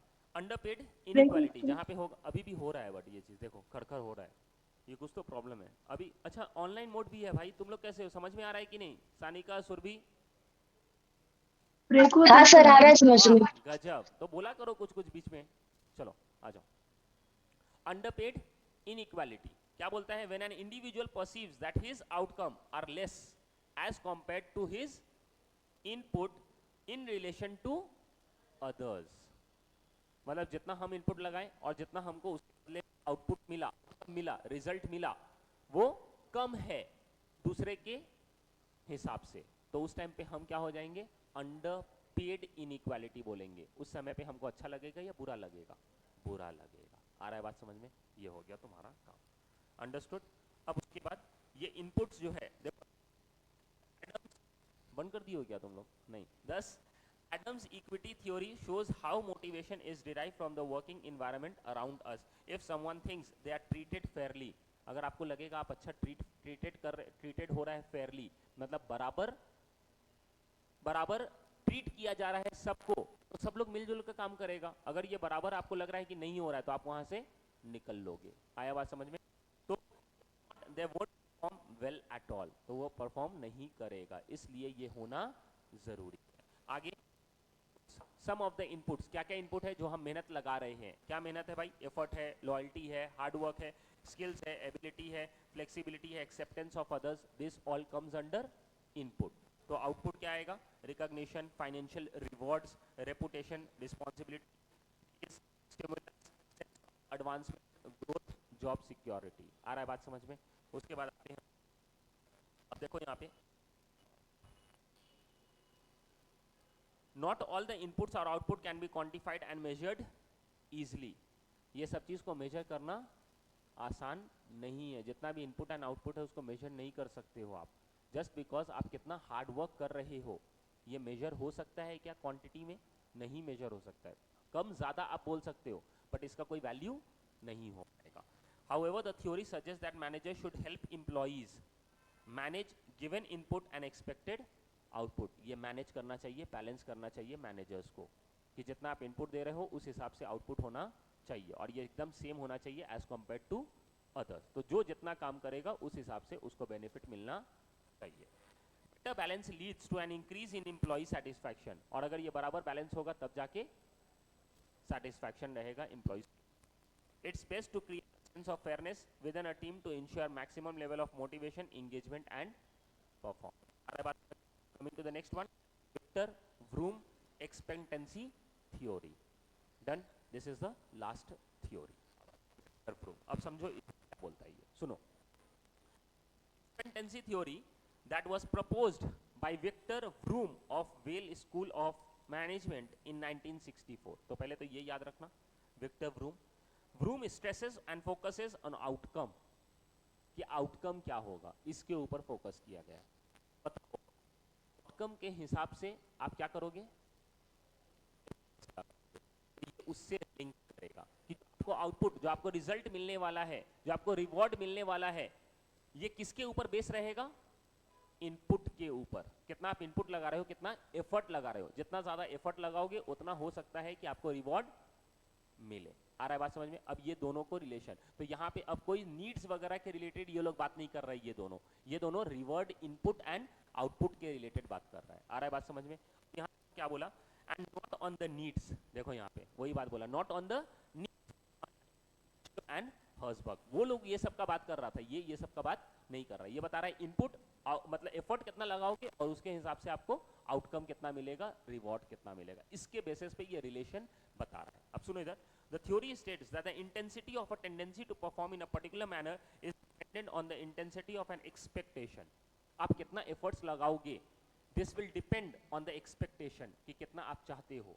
अगर आप मार्क्स चाहते हो 150 तो मेहनत करना पड़ेगा 8 घंटा, अगर आप चाहते हो 170 तो मेहनत करना पड़ेगा 12 घंटा, अगर आप चाहते हो सिर्फ 120 तो आप 6 घंटा भी मेहनत करोगे तो काम हो जाएगा। तो ये एक्सपेक्टेशन कितना है, तो उसके हिसाब से आपका क्या होना चाहिए, एफर्ट्स होना चाहिए, इनपुट होना चाहिए। आ रहा है बात समझ में?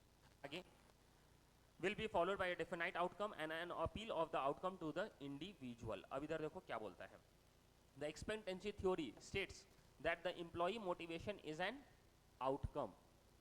एम्प्लॉई का जो मोटिवेशन है वो किस पे डिपेंड है, आउटकम पे of how much an individual wants a reward. आप कितना मोटिवेट होगे ये पूरा का पूरा डिपेंड करता है कि आपको कितना रिवॉर्ड चाहिए। जितना रिवॉर्ड चाहिए उस हिसाब से आप मोटिवेटेड फील होगे और उतना मेहनत करोगे। तो ये बोलता है इधर। तो सबसे पहला है बैलेंस, के reward balance and the assessment that the likelihood that the effort will lead to expected performance. मतलब अब ये लाइक्लीहुड है कि इतना मेहनत करेंगे तो इतना आउटकम आ जाएगा, तो उसे बोला जाएगा एक्सपेक्टेंसी, कितना आप एक्सपेक्ट करते हो। And the belief that the performance will lead to reward, और आप परफॉर्म करोगे तो ये भी बिलीफ है अंदर से कि मुझे रिवॉर्ड मिल जाएगा, तो उसे बोला जाएगा इंस्ट्रूमेंटैलिटी। तो ये तीन चीज पे बात करेगा, वन इज बैलेंस, दूसरा बात करेगा एक्सपेक्टेंसी पे, और तीसरा बात करेगा इंस्ट्रूमेंटैलिटी पे। आ रहा है बात समझ में? अब यही चीज को एक एक करके देखेंगे। व्हाट इज बैलेंस, सुनो इधर। बैलेंस, अच्छा इसमें ऐसा करो, सबसे पहले इसको पढ़ो, एक्सपेक्टेंसी, ठीक है, उसके बाद आप पढ़ो, नहीं उसके बाद आप पढ़ो, हाँ बराबर यही इंस्ट्रूमेंटैलिटी और थर्ड अपर हो वैलेंस। तो अब देखो यहाँ पे एफर्ट्स ज्यादा लगाओगे तो परफॉर्मेंस भी अच्छा होगा, फिर परफॉर्मेंस अच्छा होगा तो उसका आउटकम अच्छा होगा, और रिजल्ट अगर अच्छा हुआ तो उसका रिवॉर्ड भी ज्यादा होगा। तो ये यहां से वहां तक पहुंचता है। सबसे पहले एफर्ट जितना दोगे उस हिसाब से परफॉर्मेंस होगा, और परफॉर्मेंस जितना हिसाब से आउटकम होगा, और आउटकम जितना दोगे उस हिसाब से रिवॉर्ड होगा। तो ये जो एफर्ट एंड परफॉर्मेंस है, दिस इज एक्सपेक्टेंसी, मतलब आपको परफॉर्मेंस डिपेंड करेगा मतलब आपका एफर्ट्स पे, बराबर है। फिर उसके बाद यहाँ पे आउटकम डिपेंड करेगा परफॉर्मेंस पे, और यहाँ पे रिवॉर्ड डिपेंड करेगा आउटकम पे। बात खत्म। अब सुनो इधर, एक्सपेक्टेंसी इज द फेथ, ये बिलीफ है तुम्हारा that better effort will result in better performance. जाहिर सी बात है, ये बिलीफ है ना मेरा कि हम जितना मेहनत एफर्ट्स लगाएंगे उतना अच्छा परफॉर्मेंस होगा। Expectancy is influenced by the factors such as possession of appropriate skill for performing the job. आपके पास वो स्किल है तभी तो आपको पता है कि मेरे अंदर वो काबिलियत है, स्किल है, तो हम एफर्ट्स लगाएंगे तो हमको परफॉर्मेंस भी अच्छा होगा। Availability of the right resources, आपके पास है resources, availability of the crucial information and getting of required support from the organization। आपको पता है कि अगर हम मेहनत करेंगे, एफर्ट्स लगाएंगे तो परफॉर्मेंस भी आएगा। फिर आता है इंस्ट्रूमेंटैलिटी इज द फेथ, ये भी बिलीफ है that if perform then a valid outcome will be there. अगर अच्छा करोगे तो वैलिड आउटकम होना ही है। आया बात समझ में? आउटकम भी आएगा, रिजल्ट भी आएगा। Instrumentality is affected by factors such as belief in people who decide who receives what outcome, the simplicity of the process deciding who gets what outcome, and clarity of relationship between performance and the outcome। आपको ये चीज का clarity है कि जितना आप ज़्यादा perform करोगे उतना आपका रिजल्ट आ जाएगा। तो ये क्लैरिटी है, ये बिलीफ है, और इस बिलीफ पे काम करोगे, हम अच्छा परफॉर्म करेंगे तो जाहिर बात है रिजल्ट भी अच्छा आएगा। और लास्ट आता है वैलेंस। तो valence is the significance associated by an individual about the expected outcome, कि एक्सपेक्टेड आउटकम से आपको रिवॉर्ड कितना मिलेगा। It is an expected and not actual satisfaction. अब ये जरूरी नहीं है, ये एक्सपेक्टेड है, हो सकता है कि आपका आउटकम अच्छा हो तो उससे आपका रिजल्ट या रिवॉर्ड अच्छा हो। Employee expects after achieving the goal, हो गया आउटकम से क्या आएगा, रिवॉर्ड। सबसे एफर्ट हेल्प से होगा परफॉर्मेंस, परफॉर्मेंस की हेल्प से होगा आउटकम, आउटकम्स की हेल्प से एफर्ट एंड परफॉर्मेंस है, that is expectancy.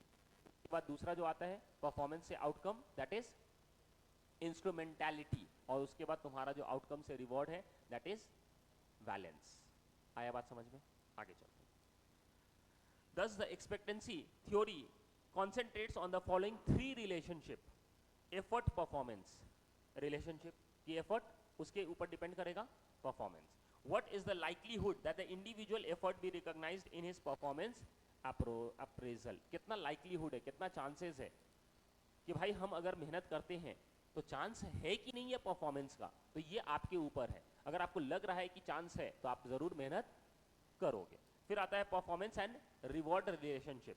It talks about the extent to which the employee believes that getting a good performance appraisals leads to organizational reward. अगर आप अच्छा perform करोगे तो कितना चांसेस है कि आपको रिवॉर्ड मिलेगा। और दूसरा होता है reward personal goals relationship. It is all about that the attractiveness और appeal of the potential reward to the individual. और जो रिवॉर्ड मिलेगा वो आपके लिए कितना अच्छा होगा, ये भी तो मैटर करता है ना। अब अगर आप मेहनत कर रहे हो, परफॉर्मेंस भी आया, आउटकम भी आया, और आउटकम से रिजल्ट रिवॉर्ड भी आया, बट वो जो रिवॉर्ड आया है वो आपके लिए उतना मैटर नहीं करता है, या बहुत सिग्निफिकेंट है, इनसिग्निफिकेंट है। मतलब ऐसा आपको रिवॉर्ड मिला है जो कि उतना नहीं है जितना आप सोचे हो। तो इस समय पे अब क्या हो जाएगा, फिर आपको एफर्ट्स लगाने का अब मन नहीं करेगा। आया बात समझ में? तो यही हुआ। अगर आपको लग रहा है कि भाई आप 8 घंटा मेहनत करोगे तो आपको लग रहा था कि भाई हमको 100 मिलेगा, अगर 10 घंटा मेहनत करोगे 100 मिलेगा, और अगर 12 घंटा मेहनत करोगे तो 200 मिलेगा, ऐसा एक्सपेक्टेशन है मान लो, ठीक है ना। अब ये एक्सपेक्टेशन है, बट अगर आप मिल रहा है तो फिर बात वही हो गया। आया बात समझ में? यही वो बता रहे हैं कि यहाँ पे ये सब डिपेंड करता है एक दूसरे पे। Understood everyone? आगे चलते हैं। Vroom was of the view that employees consciously decide whether to perform or not at the job. तो परफॉर्म करना है या नहीं करना है वो डिसाइड करता है पहले ये चीज. वो किसके ऊपर डिपेंड करेगा कि रिवॉर्ड क्या होगा. अगर हम एफर्ट्स लगाते हैं परफॉर्मेंस क्या होगा, परफॉर्मेंस अगर होता है तो आउटकम कितना आएगा और आउटकम से हमको रिवॉर्ड कितना मिलेगा. इसके बेसिस पे ये सब सोचने के बाद तब जाके वो अपना मेहनत करता है. आया बात समझ में. This decision solely depended on the employee motivation level, which in turn depends on the three factor of expectancy, balance and instrumentality. इसलिए motivation is balance into expectancy into instrumentality. आया बात समझ में. What are the advantages? ये वाला याद रखना ये formula. What is the advantages of expectancy theory? It is based on self-interest individual who wants to achieve maximum satisfaction. This theory stresses upon the expectation and perception what is real and actual is immaterial. It emphasizes on reward or payoff. ये पूरा का पूरा किसके ऊपर emphasize करता है? Rewards पे. It focuses on psychological extravagance where final object of individual is to attain maximum pleasure. यहाँ हमको satisfaction मिलना चाहिए. जितना हमको reward मिला तो वो मेरा satisfaction होना चाहिए. तो ये उसके ऊपर फोकस करता है. तो दिस इज एडवांटेज. फिर आता है limitations of expectancy theory. The expectancy theory seems to be idealist because quite a few individual perceive high degree correlation between performance and reward. ये बोलता है कि ये वाला क्या है, आइडियलिस्टिक है. मतलब ये सिर्फ बोलने का बात है, ये सिर्फ सोचने वाली बात है, बट ये हर आदमी इसको को रिलेट करना बहुत मुश्किल है कि आप कितना परफॉर्म करोगे और उसके वजह से कितना आपको रिवॉर्ड मिलेगा. तो ये को रिलेट करना डिफिकल्ट हो जाता है. पहले यहाँ पे हम लोग ये नहीं देखेंगे, पहले हम लोग पूछेंगे कि भाई कितना मुझे मिलेगा, तब जाके आप उस हिसाब से फिर मेहनत करते हो. तो ये को रिलेशन करना डिफिकल्ट है. आगे the application of this theory is limited as reward is not directly correlated with the performance. मेहनत से नहीं हो रहा है, परफॉर्मेंस से नहीं हो रहा है, आउटकम से रिवॉर्ड होता है कि रिजल्ट कितना आया उसके ऊपर तब डिपेंड करेगा रिवॉर्ड. आप परफॉर्म कर रहे हो, मेहनत कर रहे हो, परफॉर्मेंस अच्छा दे रहे हो, बट अगर आउटकम नहीं आया तो रिवॉर्ड आएगा क्या? नहीं आएगा. In many organisation it is related to other parameter also position, effort, responsibility, education. इसके ऊपर भी मैटर करता है. सिर्फ परफॉर्मेंस करने से नहीं होगा, आपका एजुकेशन कितना है वो भी तो मैटर करेगा ना भाई. आप कितना नॉलेजेबल हो, आप कितना रिस्पॉन्सिबल हो, इसके ऊपर भी तो मैटर करेगा ना रिवॉर्ड या आउटकम. आउटकम सिर्फ परफॉर्मेंस पे नहीं मिलेगा. मतलब परफॉर्मेंस पे ही सिर्फ रिवॉर्ड कैलकुलेट नहीं हो पाएगा, आउटकम कैलकुलेट नहीं हो पाएगा. ये सब फैक्टर्स भी है उसके अंदर. implications of the expectancy theory. The managers can correlate the preferred outcome to the aimed performance level. यहाँ पे managers क्या कर सकता है, correlate कर सकता है outcome to the aimed performance level, कि कितना performance level आप दिए हो और उससे outcome कितना आया है, ये कोरिलेशन कर सकता है manager. The manager must ensure that the employees can achieve the aimed performance level. तो ये मैनेजर को इंश्योर करना चाहिए कि एम्प्लॉइज अचीव करे परफॉर्मेंस लेवल को. The deserving employees must be rewarded. Managers को क्या करना चाहिए, जो डिजर्विंग है उसको क्या करना चाहिए, रिवॉर्ड देना चाहिए. Organisation must design interesting, dynamic and challenging jobs. ये भी देना चाहिए. The employees motivation level should be continually assessed through various techniques such as questionnaire, personal interviews. तो ये सब चीज़ भी करना चाहिए एम्प्लॉयर को, मैनेजर्स को विद द एम्प्लॉइज, ताकि उसको पता चल सके कि अभी ये कहाँ किस लेवल तक पहुँचा है. आया बात समझ में. Coming to the decision making types and process. Done. कितना देर बाकी है? आधा घंटा में हो जाएगा, ज़्यादा टाइम नहीं लगेगा. आधा घंटा में पूरा कंप्लीट कर देंगे. एकदम ईजी टॉपिक है ये. हाँ, 5 ब्रेक देते, 5 मिनट चलेगा ना, वो चलेगा, बट आधा घंटा, ज़्यादा टाइम हम नहीं लेंगे. आधा घंटा में पूरा कंप्लीट हो जाएगा. और ये कुछ हाई फाई टॉपिक नहीं है, बहुत इजी टॉपिक है जो हम लोगों को पहले से पता है. सिर्फ हम लोग उसके ऊपर डिस्कस करेंगे बस. Take a break of 5 minutes, then we will meet. Online mode चलेगा क्योंकि हम बार बार अब इंटरफेयर नहीं करवाना चाह रहा, बदलाना नहीं चाह रहे, क्योंकि अब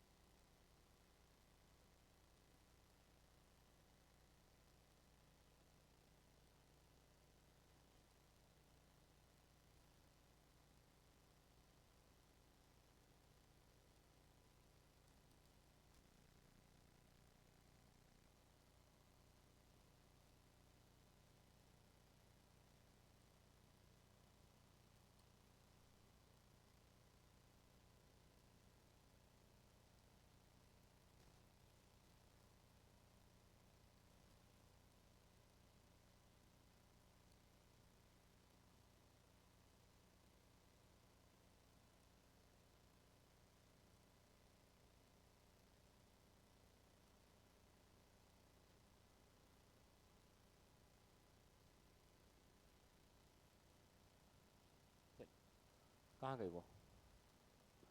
नीचे गई है क्या? आ रही है, रुक जाओ। ऑनलाइन मोड आ जाओ बच्चा। Sanika, Surabhi, are you all there?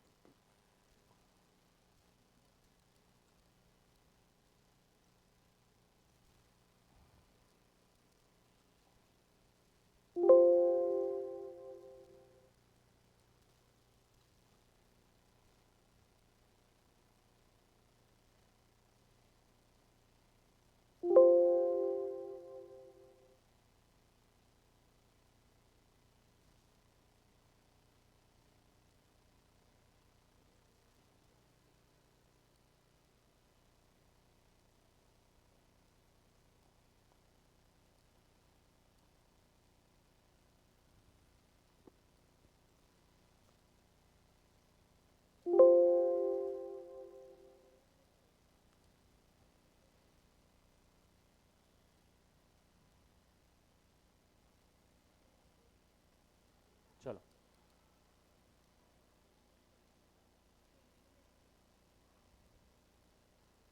चलो स्टार्ट किया जाए। Can we start now? चलो आ जाइए।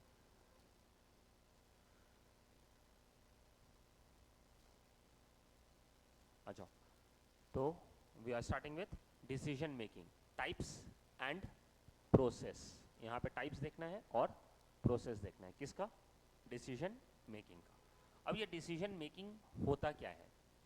मतलब डिसीजन मेकिंग बोले तो डिसीजन लेना, बराबर। और कब डिसीजन लेना होता है? हाँ, एवरी टाइम, बराबर है। क्यों डिसीजन लेना होता है? अच्छे से मैनेज होने के लिए, बराबर है। तो यही है डिसीजन मेकिंग। बस जो जो आप बोले हो सब कुछ मिलेगा हम लोगों को। आ जाओ।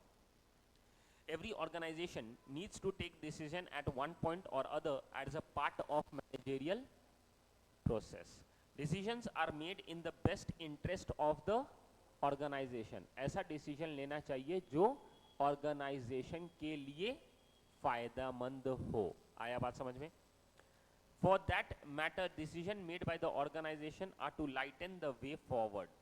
Be it a strategic or any business activity, process of making decision is complex. पता है डिसीजन लेना इतना आसान नहीं है, वो बहुत कॉम्प्लेक्स है। क्योंकि ऐसा सिचुएशन हो जाता है कभी कभी कि वहाँ पे डिसीजन लेना मुश्किल हो जाता है, तो इसलिए बोला है वो कॉम्प्लेक्स है। फिर बोलता है इसलिए इन्वॉल्व होता है प्रोफेशनल्स डिफरेंट जनरेशन। इसलिए यहाँ पे अलग अलग लोगों को इंक्लूड किया जाता है ताकि आसानी से डिसीजन ले लिया जाए। आगे चलते हैं अब हम लोग।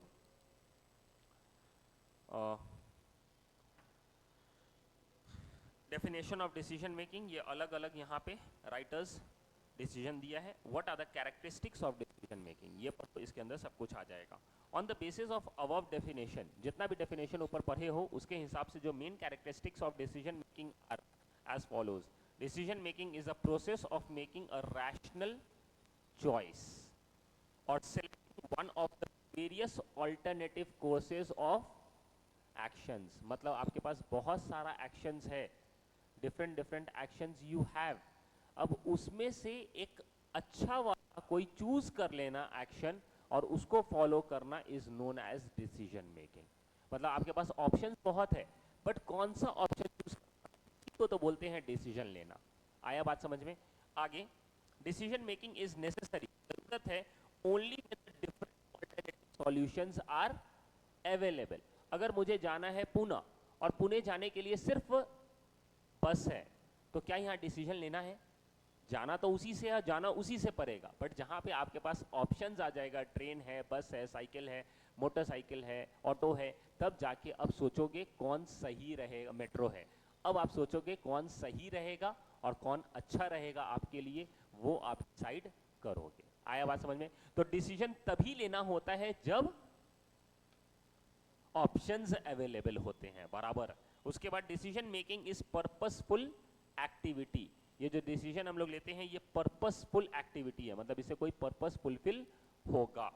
Decision making involves the commitment of resources and reputation of the organisation. इससे कमिटमेंट होता है ऑर्गेनाइजेशन के तहत और रेपुटेशन बिल्ड होता है ऑर्गेनाइजेशन का। आ रहा है बात समझ में? उसके बाद decision making is always related to situation और इन्वायरमेंट। ये जो डिसीजन मेकिंग होता है ये डिपेंड करता है किसी सिचुएशंस पे, इन्वायरमेंट पे, उसके बेसिस पे आपको डिसीजन लेना होता है। ऐसा नहीं है कि एक ही टाइप का डिसीजन आपको हमेशा लेना पड़ेगा, वो डिपेंड करेगा सिचुएशन कैसा है। अभी सिचुएशन था ऐसा तो हम बोले कि 6:15 तक हम लेंगे क्लास, 6:30 तक लेंगे क्लास, तो ये डिसीजन जैसा सिचुएशन उस हिसाब से डिसीजन लिया गया। आगे चलते हैं, टाइप्स ऑफ डिसीजन मेकिंग। कितना टाइप्स का डिसीजन मेकिंग है? एक बोलता है रूटीन एंड स्ट्रैटेजिक डिसीजंस, मतलब जो डेली बेसिस पे जो रेपिटेटिव काम करने के लिए जो आप डिसीजंस लेते हो that will come under routine decision. और स्ट्रैटेजिक डिसीजन होता है मतलब जो रूटीन डिसीजन मतलब जो डेली बेसिस पे काम करना है उसके रिलेटेड अगर डिसीजन लेते हो तो दैट इज रूटीन। और स्ट्रैटेजिक का मतलब हो गया कोई इंपॉर्टेंट मैटर पे अगर आप कोई डिसीजन ले रहे हो, जैसे कोई पॉलिसी वगैरह, रूल्स वगैरह, इसके ऊपर अगर कोई डिसीजन लेना है तो that will come under strategic decision. अब उसको रीड करो। टैक्टिकल और routine decision are made repetitively, मतलब बार बार, following certain established rule, procedure and policies. They neither require collection of new data or conferring with people. Thus, they can be taken without much deliberation. Deliberation मतलब ज़्यादा उसके ऊपर चर्चा किए बगैर आप डिसीजन ले सकते हो, तो उस टाइप के डिसीजन को बोला जाता है रूटीन डिसीजन। आया बात समझ में? आगे, they may be complicated but are always one dimensional. Complicated होगा बट एक ही डायमेंशनल होगा, या तो करना नहीं करना ये एक ही तरफ जाएगा, मतलब उसके अंदर अलग अलग फैक्टर्स नहीं आएगा कि अगर ये हुआ तो वो हुआ तो, मतलब ये डबल डबल डायमेंशनल फैक्टर्स नहीं आएगा, कोई एक ही डायमेंशनल फैक्टर की तरफ जाएगा, या करना या नहीं करना, करने से फायदा, नहीं करने से ये नुकसान। आगे, they do not require any special efforts by the manager. ये रूटीन डिसीजन लेने के लिए कोई एफर्ट्स नहीं लगता है। Such decision are generally taken by the managers at the middle and the lower level management. ये सब टाइप का डिसीजन कौन लेता है? लोअर लेवल मैनेजमेंट या फिर मिडिल लेवल मैनेजमेंट। अब आते हैं हम लोग स्ट्रैटेजिक और basic decisions on the other hand are more important and so they are taken generally by the top management and middle management. तो स्ट्रैटेजिक डिसीजन कौन लेता है? स्ट्रैटेजिक डिसीजन कौन लेता है? Top management and middle management. आ रहा है बात समझ में? क्योंकि ये इंपॉर्टेंट डिसीजंस होता है। The higher the level of manager the more strategic decision he is required to take. तो जो जितना हायर लेवल पे है उतना ज्यादा इंपॉर्टेंट डिसीजंस उसे लेना होता है। आ रहा है बात समझ में? तो ये हो गया तुम्हारा रूटीन एंड स्ट्रैटेजिक डिसीजन। दूसरा आ जाओ, programmed and non programmed decision. Again ये भी उसी तरीके से मैच करेगा रूटीन से ही। अगर प्रोग्राम्ड है मतलब ये रूटीन है, रिपीटेटिव बेसिस पे है, एक स्ट्रक्चर्ड वे में अगर आपको डिसीजन लेना है तो वो आ जाएगा प्रोग्राम्ड डिसीजन में। पर उसको the programme decision are of routine and repetitive nature which are to be dealt with according to a specific procedure. एक प्रोसीडियर फॉलो करते रहना है और आपका काम करते जाना है। But the non programme decisions arise because of unstructured problem. ये प्रॉब्लम पहले से नहीं पता रहेगा, ये प्रॉब्लम अचानक से आ जाएगा और तब डिसीजन लोगे तो उस टाइप के डिसीजन को बोला जाता है नॉन प्रोग्राम्ड डिसीजन। और जो पहले से पता है कि ये आता है, ये प्रॉब्लम आता है और वो प्रॉब्लम आप कैसे सॉल्व करते हो वो भी आपको पहले से पता है, तो ये रूटीन टाइप का प्रॉब्लम है, डेली बेसिस पे ये प्रॉब्लम फेस करना होता है और कैसे सॉल्व करना है ये भी आपको पता है, इसलिए इसको बोला जाता है प्रोग्राम्ड डिसीजन। समझ में आ गया? आगे चलते हैं। Policy and operating decision. नाम से समझ में आ रहा है पॉलिसी रिलेटेड अगर कोई डिसीजन लिया जाए, बनाया जाए तो उसे बोला जाएगा पॉलिसी डिसीजन। एंड ऑपरेटिंग बोले तो ऑपरेटिंग मतलब डेली जो काम करना है, कोई एक्टिविटी करना है, तो यहाँ पर जो इम्प्लॉइज वगैरह होता है, जो लेबर होता है, वो अगर कोई डिसीजन लेता है अपने काम करने में तो उसे बोला जाएगा ऑपरेशनल डिसीजन। आ रहा है बात समझ में? पढ़ो उसको। Policy decisions are of vital very importance, मतलब very very importance decision and are taken by the top management. They affect the entire enterprise. ये पॉलिसी डिसीजन ऐसा होता है जो पूरा ऑर्गेनाइजेशन को अफेक्ट करता है। But operating decision are taken by the lower management in order to put into action the policy decision. जो पॉलिसी डिसीजन लिया गया है उसी को अब इंप्लीमेंट करना, और उस समय पे अगर कोई डिसीजन होता है तो that will be taken by the lower management, और इसी को बोलते हैं ऑपरेटिंग डिसीजन। आ रहा है बात समझ में? Done. Organisational and personal decision, तो नाम से समझ में आ रहा है, अगर ऑर्गेनाइजेशन के रिलेटेड, अगर कंपनी के रिलेटेड अगर डिसीजन लेना है तो that will come under organisational decision, बराबर। और अगर पर्सनल, अपना निजी पर्पस के लिए अगर कोई डिसीजन हम लेना है जो मेरे लाइफ के रिलेटेड है, जो मेरे पर्सनल रिलेटेड है, that will come under personal relationship. Organizational decisions are those which a manager take in his official capacity। हम यहाँ के एम्प्लॉई है, हम डायरेक्टर है, हम सीईओ है, हम मैनेजर है, और तब अगर कोई डिसीजन लिया जाता है तो उस डिसीजन को बोला जाता है ऑर्गेनाइजेशनल डिसीजन, बराबर है। Such decision can be delegated, और ये डिसीजन डेलीगेट किया जा सकता है। अगर हम नहीं लेना चाहते हैं और हम अगर एब्सेंट है तो मेरे बिहाफ पे कोई दूसरा बंदा ले सकता है डिसीजन। अगर हम उस ऑर्गेनाइजेशन में एब्सेंट है और हम डायरेक्टर है और मेरे बदला एक और डायरेक्टर वहां पे है, तो अगर हम नहीं गए, हम डिसीजन नहीं लिए, तो क्या हम अपना बोल सकते हैं तो डिसीजन ले ले? वो ले सकता है कि नहीं ले सकता है? ले सकता है, क्योंकि वो भी डायरेक्टर है, वो भी ऑर्गेनाइजेशन से रिलेटेड है। तू ले ले, हम नहीं आए आज, तो आप ले लो डिसीजन। तो ये होता है ऑर्गेनाइजेशनल डिसीजन, जो कि डेलीगेट किया जा सकता है। आगे, but personal decision which relate to manager as an individual, अब उसका खुद का डिसीजन कि ये खाना है कि नहीं, ये पीना है कि नहीं, यहाँ जाना है कि नहीं, घर पे जाना है कितने बजे, ये उसका पर्सनल डिसीजन है। तो ये कोई से पूछ कर वो काम नहीं करेगा, ये खुद से उसको लेना पड़ेगा, तो ये डेलीगेट नहीं करेगा, ये डेलीगेट नहीं होता है। आया बात समझ में? As an individual, not as a member of the organisation, and it can not be delegated. समझा ये बात? Coming to the next one, that is individual and group decision. नाम से ही समझ में आ रहा है, वैसा डिसीजन जो अकेले लिया जाए उसे बोला जाएगा इंडिविजुअल डिसीजन, और जो अकेले या साथ में मिलकर सबके साथ लिया जाए उसे बोला जाएगा ग्रुप डिसीजन। यही था। When a decision is taken by an individual in an organization, it is known as individual decision. Such decisions are generally taken in a small organization, and those organization where autocratic style of management is followed. Autocratic का मतलब हो गया सारा का सारा decision कौन लेगा?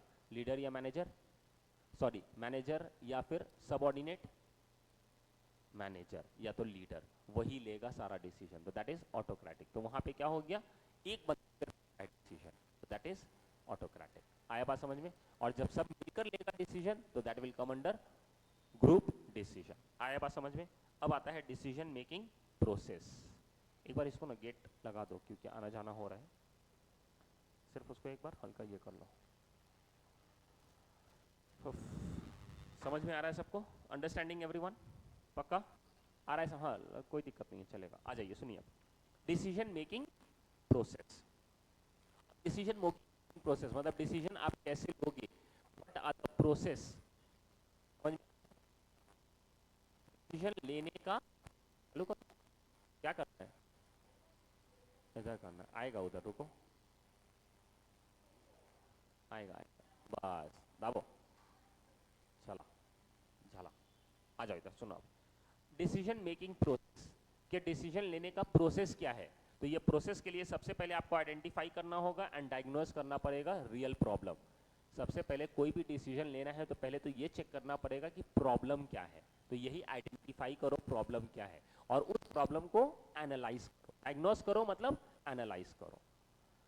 The first step in the decision making process is to identification of the problem. Diagnosing the problem implies knowing the gap between what we want to happen and what is likely to occur. हम क्या चाहते हैं और क्या होगा, तो ये दोनों के बीच में गैप है, तो जिसकी वजह से प्रॉब्लम आया, और ये प्रॉब्लम जब है तो इसको अब क्या करना होगा? डिसीजन लेना होगा। तो सबसे पहले प्रॉब्लम को फाइंड आउट करो, उसके अंदर का गैप पहले फाइंड आउट करो कि क्या आप चाहते हो और क्या होने वाला है। If no action is taken, मतलब क्या हो जाएगा अगर आप कोई एक्शन नहीं लेते हो तो क्या हो जाएगा, और आप क्या चाहते हो, तो ये दोनों अलग अलग है। ये गैप है तो ये गैप को फुलफिल करना है, तो इसके लिए हमको क्या करना पड़ेगा, हमको आइडेंटिफाई करना पड़ेगा पहले तो ये गैप क्या है, ये प्रॉब्लम क्या है। As pointed out by Newman and Summer, identifying the cause of the gap and understanding the problem solve the problem. अगर आपको समझ ही में आ जाए कि प्रॉब्लम क्या है और उसको आप समझ गए प्रॉब्लम को, तो जाहिर सी बात है आप उस प्रॉब्लम को फिर सॉल्व कर सकते हो। बट प्रॉब्लम ही नहीं समझ में आया तो क्या वो सॉल्व हो सकता है, नहीं हो सकता है। आगे चलते हैं। दूसरा, डेवलपिंग द ऑल्टरनेटिव्स। अब क्या करना है, अगर आपको प्रॉब्लम समझ में आ जाए तो आप क्या करोगे, अब ऑल्टरनेटिव्स निकालोगे, अब ऑप्शंस ढूंढोगे कि क्या क्या ऑप्शंस है। अब जो ऑप्शंस है वो पूरा को आप ढूंढोगे, डेवलप करोगे, निकालोगे, तो ये होता है डेवलपिंग ऑल्टरनेटिव्स। तो while selecting the alternative course of action, a manager should consider the viable and realistic alternatives only. वही ऑल्टरनेटिव को चूज किया जाए जो पॉसिबल है, वैसा हो सके, वो रीजनेबल है, मतलब वो वैसा डिसीजन लिया जा सके। अगर आप ऐसा डिसीजन लेते हो जो कि हम लोग इंप्लीमेंट ही नहीं कर सकते हैं, वो एक्शन नहीं ले सकते हैं, तो फिर वैसा डिसीजन नहीं लेना चाहिए। जो पॉसिबल है उस टाइप का आप डिसीजन लो, और देखो कि कितना टाइप का आपके पास डिसीजंस मींस कितने टाइप का ऑप्शंस आपके पास अवेलेबल है। तो पहले ऑप्शंस फाइंड आउट करो, अभी भी डिसीजन नहीं लेना है, अभी क्या करना है, ऑप्शन फाइंड आउट करना है, और वैसा ऑप्शन फाइंड आउट करो जिसको हम लोग कर सके। आया बात समझ में। Further, he should consider the time and cost constant and psychological barrier that would restrict the number of reasonable alternatives. यहाँ पे देखो कि कितना टाइम लगेगा, कितना पैसा लगेगा, हर एक चीज को एनालाइज करते हुए अलग अलग ऑप्शंस निकालो। इवैल्यूएशन ऑफ ऑल्टरनेटिव्स, अब उसके बाद क्या करो, इवैल्यूएट करो। अब ऑल्टरनेटिव्स जो जो आपके पास आया है, जितना ऑप्शंस आया है उसको इवैल्यूएट करो, मतलब उसको समझो कि कौन उसमें से अच्छा है, किसमें फायदा है और किसमें नुकसान है। That is evaluating the alternatives. Perhaps one of the most important steps in decision making is the evaluation of each alternative. Here the decision maker draws balance sheet of every alternative by identifying the advantages and disadvantages. तो जितना भी उसमें advantage है, जो फायदा है और जो नुकसान है, हर एक ऑल्टरनेटिव का और देखो जिसमें ज्यादा फायदा है वो वाला सेलेक्ट कर लो और वही आपका डिसीजन हो जाएगा। आया बात समझ में। तो ये हो गया तुम्हारा evaluation of alternatives. Understanding everyone. तो ये कैसे, किसके बेसिस पे इवैल्यूएट करोगे, resources available for implementing the alternative, economy of efforts, कितना एफर्ट्स लगेगा, एलिमेंट ऑफ रिस्क, रिस्क कितना इन्वॉल्व है, रिजल्ट एक्सपेक्टेड, इससे कितना रिजल्ट आएगा। तो ये सब बेसिस पे आप क्या करो, अलग अलग ऑप्शंस को इवैल्यूएट करो, जज करो। फिर उसके बाद सिलेक्शन ऑफ एन ऑल्टरनेटिव। अब जब इवैल्यूएट कर लिए हो तो अब उसमें से सिलेक्ट करो कि कौन सा ऑल्टरनेटिव अच्छा रहेगा। The next important step in decision making process is the process of select best alternative from the various available alternative. Indeed, the ability to select the best course of action from several possible alternatives separates the successful manager from the less successful one. आपके पास option है, आप option को identify भी कर लिए हो, evaluate भी कर लिए हो, बट इसमें से कौन सा ऑप्शन अच्छा होगा ये सेलेक्ट करना भी बहुत बड़ी बात है। ये हर मैनेजर का बस का बात नहीं है। तो यही बोला कि उसमें से उसको भी सिलेक्ट करना एक सक्सेसफुल मैनेजर का कमाल है। आगे जब ये सिलेक्ट कर लो, अब सिलेक्ट करने के बाद क्या करेंगे, वो डिसीजन लागू कर देंगे और वो काम करना शुरू कर देंगे। और जब वो काम करोगे तो करते करते आप ये भी चेक करो कि जैसा सोचा गया था वैसा काम हो रहा है या नहीं। ये हो गया तुम्हारा complete process of decision making. सबसे पहले आइडेंटिफाई करना प्रॉब्लम, फिर उसके बाद उसके रिलेटेड ऑल्टरनेटिव्स फाइंड आउट करना शुरू करो, फिर इवैल्यूएट करो ऑल्टरनेटिव्स को, उसके बाद उसमें से सिलेक्ट करो और सिलेक्ट करने के बाद इंप्लीमेंट कर दो। बात खत्म। इंप्लीमेंट में क्या बोला, implementation and follow up of the decision. Implement भी कर दो और फॉलो अप भी करो। The final step in decision making process is the implementation of the selected alternatives in the organization. The alternative selected should be properly communicated to those members of organization who are concerned with the decision. अगर कोई decision लिया गया तो उसको implement करना है, क्योंकि अब सब फॉलो करेगा, और उसी बंदे को बताओ जो ये फॉलो करने वाला है, और जब वो फॉलो करने लगे तो उसको क्या करो, करते रहो। तो ये हो गया तुम्हारा implementation and follow up of the decision. आ रहा है बात समझ में। अब आते हैं हम लोग टेक्निक्स ऑफ डिसीजन मेकिंग। कितना है इसके अंदर? बस इतना ही है? अरे वाह, हो गया। फिर कितना बचा? सुनो इधर, पढ़ लो। देखिए अब टेक्निक्स ऑफ डिसीजन मेकिंग, मतलब टेक्निक बोले तो तरीका, वेज ऑफ डिसीजन मेकिंग, कैसे डिसीजन मेकिंग लिया जा सकता है। The two types of decision making techniques are follow quantitative technique of decision, two types of decision making technique are as follows. अच्छा, ये क्वांटिटेटिव टेक्निक बोला और नीचे बोलता है मॉडर्न टेक्निक, तो दो टाइप का अपना टेक्निक्स है। डन बच्चा? डन। अब इधर देखो क्या है। सबसे पहला quantitative technique of decision making, क्या क्या है उसके अंदर? सबसे पहला है लीनियर प्रोग्रामिंग। ये देखो यहाँ पे जितना भी है ना, ये सब आप लोगों को इंटरमीडिएट में इसके रिलेटेड क्वेश्चंस मिलेगा और उसको सॉल्व करने के बाद आप डिसीजन ले पाओगे कि ये करना है या नहीं करना है। ऑपरेशनल मैनेजमेंट करके एक सब्जेक्ट रहेगा, उसके अंदर ये सारा टॉपिक कवर हो जाएगा। तो वही चीज यहाँ पे अभी पढ़ रहे हो। मिला था कि नहीं मिला था तुमको ये सारा टॉपिक? लीनियर प्रोग्रामिंग, सिमुलेशन, और तुम्हारे टाइम पे भी हम यही बोले थे। तो ऐसा होगा, ये सब हम लोग वहां पे फिर डील करेंगे, बट सिर्फ नाम हमको पता होना चाहिए, वो क्या है वो पता होना चाहिए। आइए इधर, सबसे पहला आता है linear optimisation of an objective function, मतलब ऑप्टिमाइज करना। क्या चीज? Objective function. मेरा ऑब्जेक्टिव क्या है? ऑब्जेक्टिव दो हो सकता है, या तो मैक्सिमाइज करना प्रॉफिट, या फिर दो ही ऑब्जेक्टिव हो सकता है, या तो हम अपना प्रॉफिट को मैक्सिमाइज करें, या फिर दूसरा क्या हो सकता है, अगर कॉस्ट के एस्पेक्ट से देखा जाए तो कॉस्ट कम कर दे। तो ये ऑब्जेक्टिव, जो ऑब्जेक्टिव आपका है उसको आप क्या करोगे? मैक्सिमाइज करोगे। आ रहा है बात समझ में? तो ऑब्जेक्टिव जो है उसको ऑप्टिमाइज करना है, मतलब बेस्ट यूज करना को अपना ऑब्जेक्टिव फिल करना है, दैट इज लीनियर प्रोग्रामिंग। इसके अंदर कुछ रिसोर्सेज दिया रहेगा और कुछ लिमिटेशंस दिया रहेगा। अब ये सारा आपके पास है, ये चीज अवेलेबल है, साथ कुछ लिमिटेशंस भी है, रिस्ट्रिक्शंस भी है। अब उसके अंदर ही आपको ऐसा काम करना है, ऐसा यूज करना है कि जितना ऑब्जेक्टिव है सबका सब फुलफिल हो जाए और मैक्सिमम ऑब्जेक्टिव मिल जाए, मैक्सिमम सेटिस्फैक्शन आ जाए। Under given resources objective function को ऑप्टिमाइज करना by given resources and constant. The objective function is either maximization of some utility or minimization of some disutility. The technique is useful under condition of certainty. आ रहा है बात समझ में? आगे probability decision tree.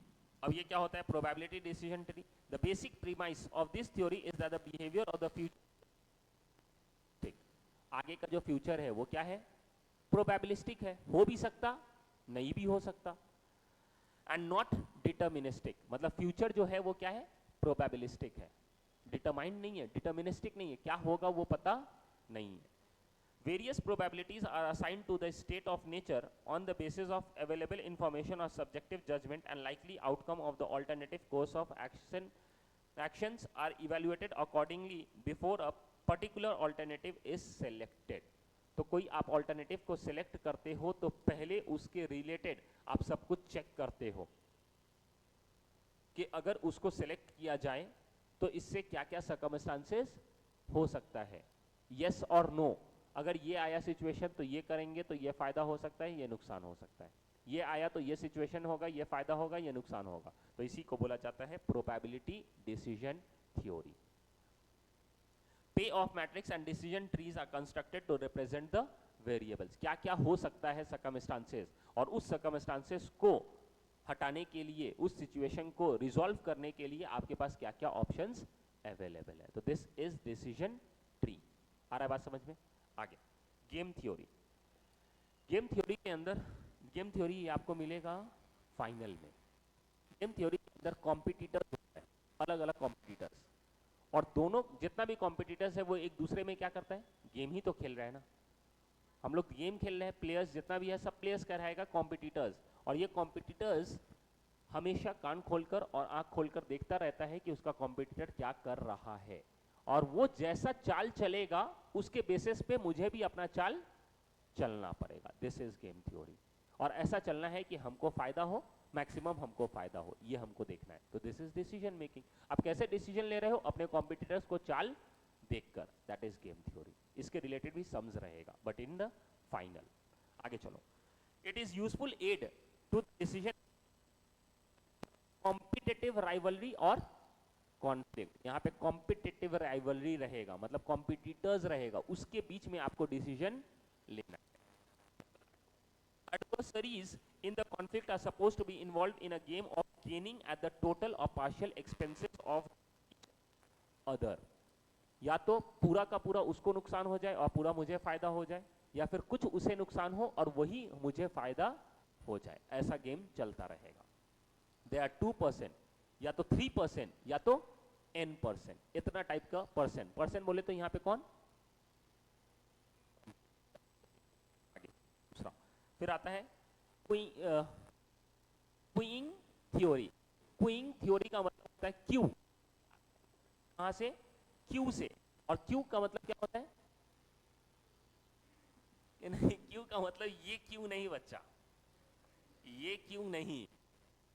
Q का मतलब होता है एक तरह से लाइन,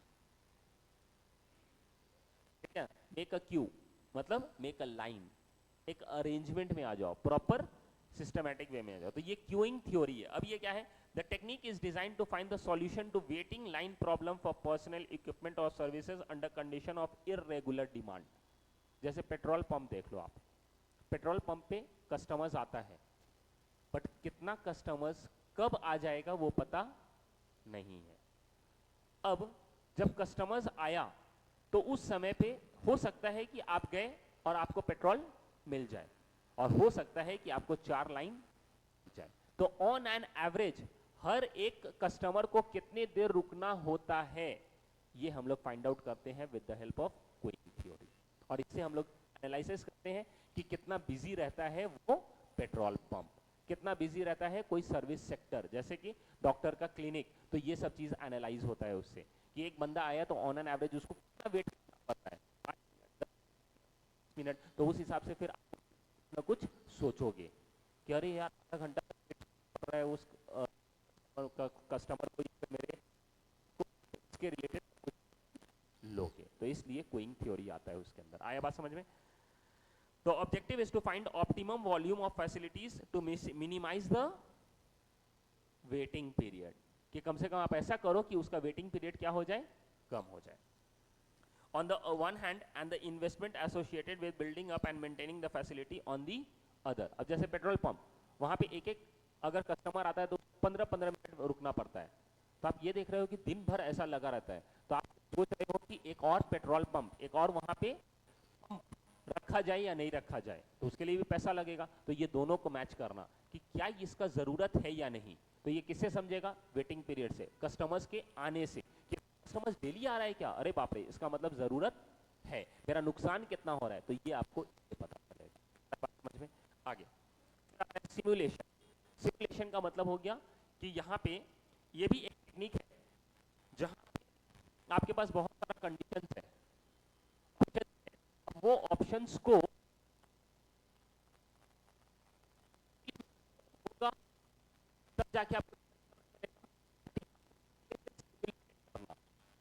एक अंदाजा लगाना, अगर ये हम फॉलो करते हैं तो हमको कितना फायदा हो सकता है और कितना नुकसान हो सकता है, उसको बोलते हैं सिमुलेटेड। मतलब एक बार पहले से एनालाइज कर लो कि आपका फायदा और नुकसान कितना होगा on an average idea basis पे, सिमुलेटेड बेसिस पे। सिमुलेटेड एक्चुअली में होता है कि एक कॉपी कार्बन की तरह, मतलब वो रियल नहीं है, बट आप ऐसा सिचुएशन क्रिएट कर दिए हो कि वो रियल लग रहा है। जैसे आज के डेट में हम लोग जाते हैं अगर कहीं पे भी मॉल वगैरह में, तो जब आप जाओगे वहां पे तो कार वगैरह होता है चलाने को, गेमिंग सेक्शन में गेम जहां पे चलता रहता है, तो वहां पे गेम में जब कार चलाने बैठते हो तो ऐसा लगता है कि आप सच्ची में कार चला रहे हो। तो दिस इज सिमुलेशन। चला नहीं रहे हो मतलब, बट फील हो रहा है। तो उसी तरीके से अगर कोई डिसीजन लिए हो तो वो डिसीजन कितना फायदेमंद होगा, तो आप यहाँ पे सिमुलेटेड करके देख लोगे कि मुझे फायदा होगा या नहीं होगा। आया बात समझ में? एकदम एग्जैक्ट वही फायदा नहीं होगा, हो सकता है थोड़ा बहुत ऊपर नीचे हो, बट एक रफ आइडिया तो लग जाएगा। तो that is simulated. It is a technique for observing the behavior of a system under several alternative condition in an artificial setting. ये खुद से artificially आप setting कर रहे हो. Artificial मतलब natural नहीं, खुद से वैसा बनाया गया. When the condition of the environment are very complex and when it is not possible to find the one best way of doing things, it provides the manager a way out. अगर नहीं समझ रहा है कि हम करें, create कर दो सिचुएशन में जो आप डिसीजन लेना चाहते हो अप्लाई करो और देखो कि ये फाइल करेगा या नहीं करेगा. अगर वो तो वो डिसीजन ले लो. तो ये होता है सिमुलेशन. आगे चलते हैं. Network technique. नेटवर्क टेक्निक के अंदर दो चीज आता है, सीपीएम एंड पर्ट. सीपीएम का फुल फॉर्म है critical path method and PERT का फुल फॉर्म है programme evaluation and review technique. इसके अंदर कोई प्रोजेक्ट होता है, कोई प्रोजेक्ट होता है जो हम लोगों को करना होता है, जैसे मेट्रो को कंस्ट्रक्ट करना. मेट्रो का लाइन पहले रेल बैठाना पड़ेगा, उसके बाद ही मेट्रो आके बैठ सकता है यहाँ पे. तो मेट्रो का जो ये कंस्ट्रक्शन चल रहा था, तो इसके लिए अलग अलग स्टेप्स होगा, अलग अलग प्रोसेस होगा. कोई भी प्रोजेक्ट एक बार में कंप्लीट नहीं हो जाएगा. धीरे धीरे ये करना होगा, वो करना होगा, ये करना होगा, साथ में दो काम करना होगा, साथ में तीन काम करना होगा, ऐसा चलेगा. तो ये पूरा टाइम कितना लगेगा, कितना कॉस्ट लगेगा, ये अगर आप कर रहे हो, कहीं पे पहले से बना रहे हो और वैसा आप फाइंड आउट कर रहे हो, that comes under network technique. कि नेटवर्क, ये नेटवर्क के हिसाब से चलेगा, पार्ट बाय पार्ट ये काम होगा. तो ये पूरा काम स्टार्टिंग से लेकर एंड तक कितना लगेगा, कितना टाइम लगेगा, कितना कॉस्ट लगेगा, ये एनालाइज करना, उसको बोलते हैं नेटवर्क टेक्निक. ये 8 से 10 मार्क्स का प्रैक्टिकल प्रॉब्लम आएगा तुम लोगों को इंटरमीडिएट में. प्रैक्टिकल आज तो रीड कर रहे हो, उस दिन प्रैक्टिकल सॉल्व सम करना पड़ेगा. सुनिए, there are two powerful network technique. ये हो गया which are useful for the project planning and control. Complex project involve consideration, cost and time. The objective is to minimize both by working out a critical path where managerial attention is to be concentrated. आपको इसमें से cost भी कम लगना चाहिए और time भी कम लगना चाहिए. ये आपको find out करना है उसमें से. आ रहा है समझ में? फिर आता है modern techniques for non-programmed decision. Non-programmed decision का मतलब हो गया जो अनस्ट्रक्चर्ड है, जो पहले से पता नहीं है, कुछ भी आ जाए तो उसको कैसे सॉल्व करोगे. तो उसके लिए सॉल्व करने के लिए अलग अलग बताया है टेक्निक. इसके अंदर क्या करना है, solving novel non routine problem. मतलब अगर कोई नॉन रूटीन प्रॉब्लम आ गया जो अनस्ट्रक्चर्ड प्रॉब्लम है, तो उसके लिए सोचो, दिमाग लगाओ और दिमाग लगाने के बाद उस प्रॉब्लम को सॉल्व करो. तो अगर दिमाग लगाकर प्रॉब्लम सॉल्व कर रहे हो तो उसका नाम क्या रखा जाएगा, क्रिएटिव थिंकिंग. बात खत्म. Creativity refers to ability to generate new ideas. नया दिमाग लगाओ, नया वेज निकालो of doing things. Brainstorming करो, ब्रेन को चलाओ, दिमाग चलाओ, is one of the creative techniques. It involve use of the brain to find different ideas which can solve a critical problem. दूसरा आते हैं पार्टिसिपेटिव टेक्निक. अगर कोई अनस्ट्रक्चर्ड प्रॉब्लम आ गया, कोई ऐसा प्रॉब्लम आ गया जो आप सॉल्व नहीं कर पा रहे हो, मिल जाओ 4 लोग 5 लोग, पार्टिसिपेट करो और पार्टिसिपेट करने के बाद सब अपना अपना आइडियाज दो और दिमाग लगाकर काम कर लो. Employee participation in employment, in management and decision making is often held as industrial democracy. The participative approach has several positive attributes for problem solving purpose. Involvement of individual and group in decision making improves the quality of the decision. जितना ज़्यादा आदमी रहेगा उतना improve होगा आपका quality of the decision, उतना अच्छा decision लिया जाएगा. क्यों? क्योंकि सब आदमी का दिमाग कहीं ना कहीं लगेगा. अगर हम कुछ बोले, आपको लगा कि नहीं ऐसा नहीं, ये प्रॉब्लम आ जाएगा, तो आप नया आइडिया दोगे. फिर आपका बात को लगा कि नहीं तुम सही नहीं बोल रही हो, ये गलत हो रहा है, तो फिर वो दूसरा आइडिया देगा. तो इससे क्या होगा, एक अच्छा आइडिया लिया जाएगा, एक अच्छा डिसीजन लिया जाएगा. फिर आता है heuristic technique. It is a sophisticated type of trial and error technique. इसके अंदर ट्रायल एंड एरर, ऐसा कर लो, ऐसा करके देखते हैं कैसा होता है, अगर हुआ तो ठीक, नहीं हुआ तो फिर दूसरा करेंगे. That is known as heuristic technique. To find a solution to complex problem. जहां पे कॉम्प्लेक्स प्रॉब्लम है, अब नहीं समझ रहा है, तो वहां पे कुछ ना कुछ तो चाल चलना पड़ेगा. ये डिसीजन ले लो, ये डिसीजन को अप्लाई करो, अगर सही रहा तो कंटिन्यू करो, नहीं रहा तो चेंज करो. Heuristic on a step by step basis, और स्टेप बाय स्टेप करो, पूरा का पूरा चेंजेस मत करो. It recognises the fact that decision making in complex strategic problem can not B to rational and systematic. ये कभी भी सिस्टमैटिक वे में आप रैशनल मतलब डिसीजन नहीं ले सकते हो. It is bound to be sporadic and fragmented. ये तोड़ तोड़ कर आपको लेना होगा decision, because of information gap, conflicting goals, कि वो गोल्स अचीव हो भी रहा है कि नहीं. फिर उसके बाद परवर्स human behaviour and the uncertainty nature of the environment कि इन्वायरमेंट जो है उसके अंदर अनसर्टेनिटी है, तो इसकी वजह से आपको पार्ट बाय पार्ट डिसीजन लेना पड़ेगा। Now guidelines for the effective decision making, कैसे इफेक्टिव डिसीजन मेकिंग ले सकते हो, तो उसके लिए establishment of multiple decentralised centre of managerial decision making at appropriate organisation level and delegation of adequate authority along with pinpointing of accountability. आप क्या करो, डिसेंट्रलाइजेशन सिस्टम, कुछ ना कुछ अथॉरिटी, ये डिसीजन तुम ले सकते हो, वो डिसीजन तुम ले सकते हो। तो इससे क्या होगा, अब जो भी डिसीजन आप लोगे तो आपसे पूछा जा सकता है, आप अकाउंटेबल हो जाओगे, आप आंसरेबल हो जाओगे। अगर गलत हुआ तो आपसे पूछा जाएगा कि क्यों ऐसा डिसीजन लिए, तो आप बताओगे कि भाई हम ये सोचकर ऐसा डिसीजन लिए, तो सही है। तो यहाँ पे क्या होगा, पिन पॉइंट द पर्सन, कि यहाँ पे पिन पॉइंट हो सकता है कि कौन डिसीजन लिया था। बट अकेला बंदा लेने वाला डिसीजन, तो यहाँ पे आप किसी को रिस्पॉन्सिबल नहीं बना पाओगे। सब बोलेगा आप ही तो डिसीजन लिए थे, आप ही तो लिए थे, ऐसे करके सब बोलने लगेगा, तो ये प्रॉब्लम हो जाएगा। तो ये गाइडलाइंस है अच्छा डिसीजन, इफेक्टिव डिसीजन मेकिंग के लिए। दूसरा, determination of appropriate decision making workload at each centre so as to minimise the possibility of overloading. ये determination of appropriate decision making, किसको क्या डिसीजन मेकिंग के लिए दिया जाए, कौन किस कैपेबल है, उस तरीके से अगर आप करते हो और अलग अलग लोगों को अलग अलग डिसीजन मेकिंग अथॉरिटी देते हो, तो इससे वर्कलोड क्या हो जाएगा, जो वर्कलोड है वो क्या हो जाएगा, कम हो जाएगा। क्यों, क्योंकि यहाँ पे एक बंदा सिर्फ डिसीजन अब नहीं लेगा, सब बंदे को अपने अपने लेवल पे डिसीजन लेने को आप दे दिए हो, तो सबका बोझ कम हो जाएगा। आगे, decision making centre through communication and other means as to ensure consistency and cooperation in making decision. Coordination होना जरूरी है, क्योंकि अब यहाँ पे डिसीजन आप सिर्फ अकेला नहीं ले रहे हो, बल्कि सब लोग मिलकर ले रहा है अलग अलग लेवल पे। ये चीज का डिसीजन दूसरे चीज का डिसीजन ये लेगा, ये डिपार्टमेंट इसके अंडर है, ये डिपार्टमेंट इसके अंदर है, तो डिसीजन लेने वाला तो 4 आदमी हो गए। तो अब 4 आदमी के बीच में कोऑर्डिनेशन होना जरूरी है। अगर कोऑर्डिनेशन तालमेल नहीं हुआ तो पता चला वो डिसीजन ले लिया, मुझे पता ही नहीं, हम वैसे काम नहीं करेंगे, तो इससे प्रॉब्लम आ जाएगा। आगे, establishment of expert advisory staff unit to provide needed intellectual and professional input for decision making। एक एक्सपर्ट का भी सर्विस लेना चाहिए, एक्सपर्ट का भी एडवाइस लेना चाहिए, तो वैसा भी कोई बंदा होना चाहिए जो हम लोगों को कभी एडवाइस लगे तो एक्सपर्ट नॉलेज या एक्सपर्ट एडवाइस ले लिया जाए, ताकि उसके पास इंटेलेक्चुअल थोड़ा एक्सपीरियंस्ड नॉलेज हो, तो ऐसा भी कर लेना चाहिए। Formulation and communication of organizational objective, policies, decision rule and procedure to serve as guideline to manager in the decision making function। कि ये पूरा फॉर्मुलेट करो एंड कम्युनिकेट भी कर दो, ऑर्गेनाइजेशन का ऑब्जेक्टिव क्या है, पॉलिसी क्या है, डिसीजन रूल क्या है, प्रोसीडियर क्या है, ये सब एक दूसरे को पता होना चाहिए, ताकि सब लोग उसी हिसाब से सब कुछ फॉलो करें।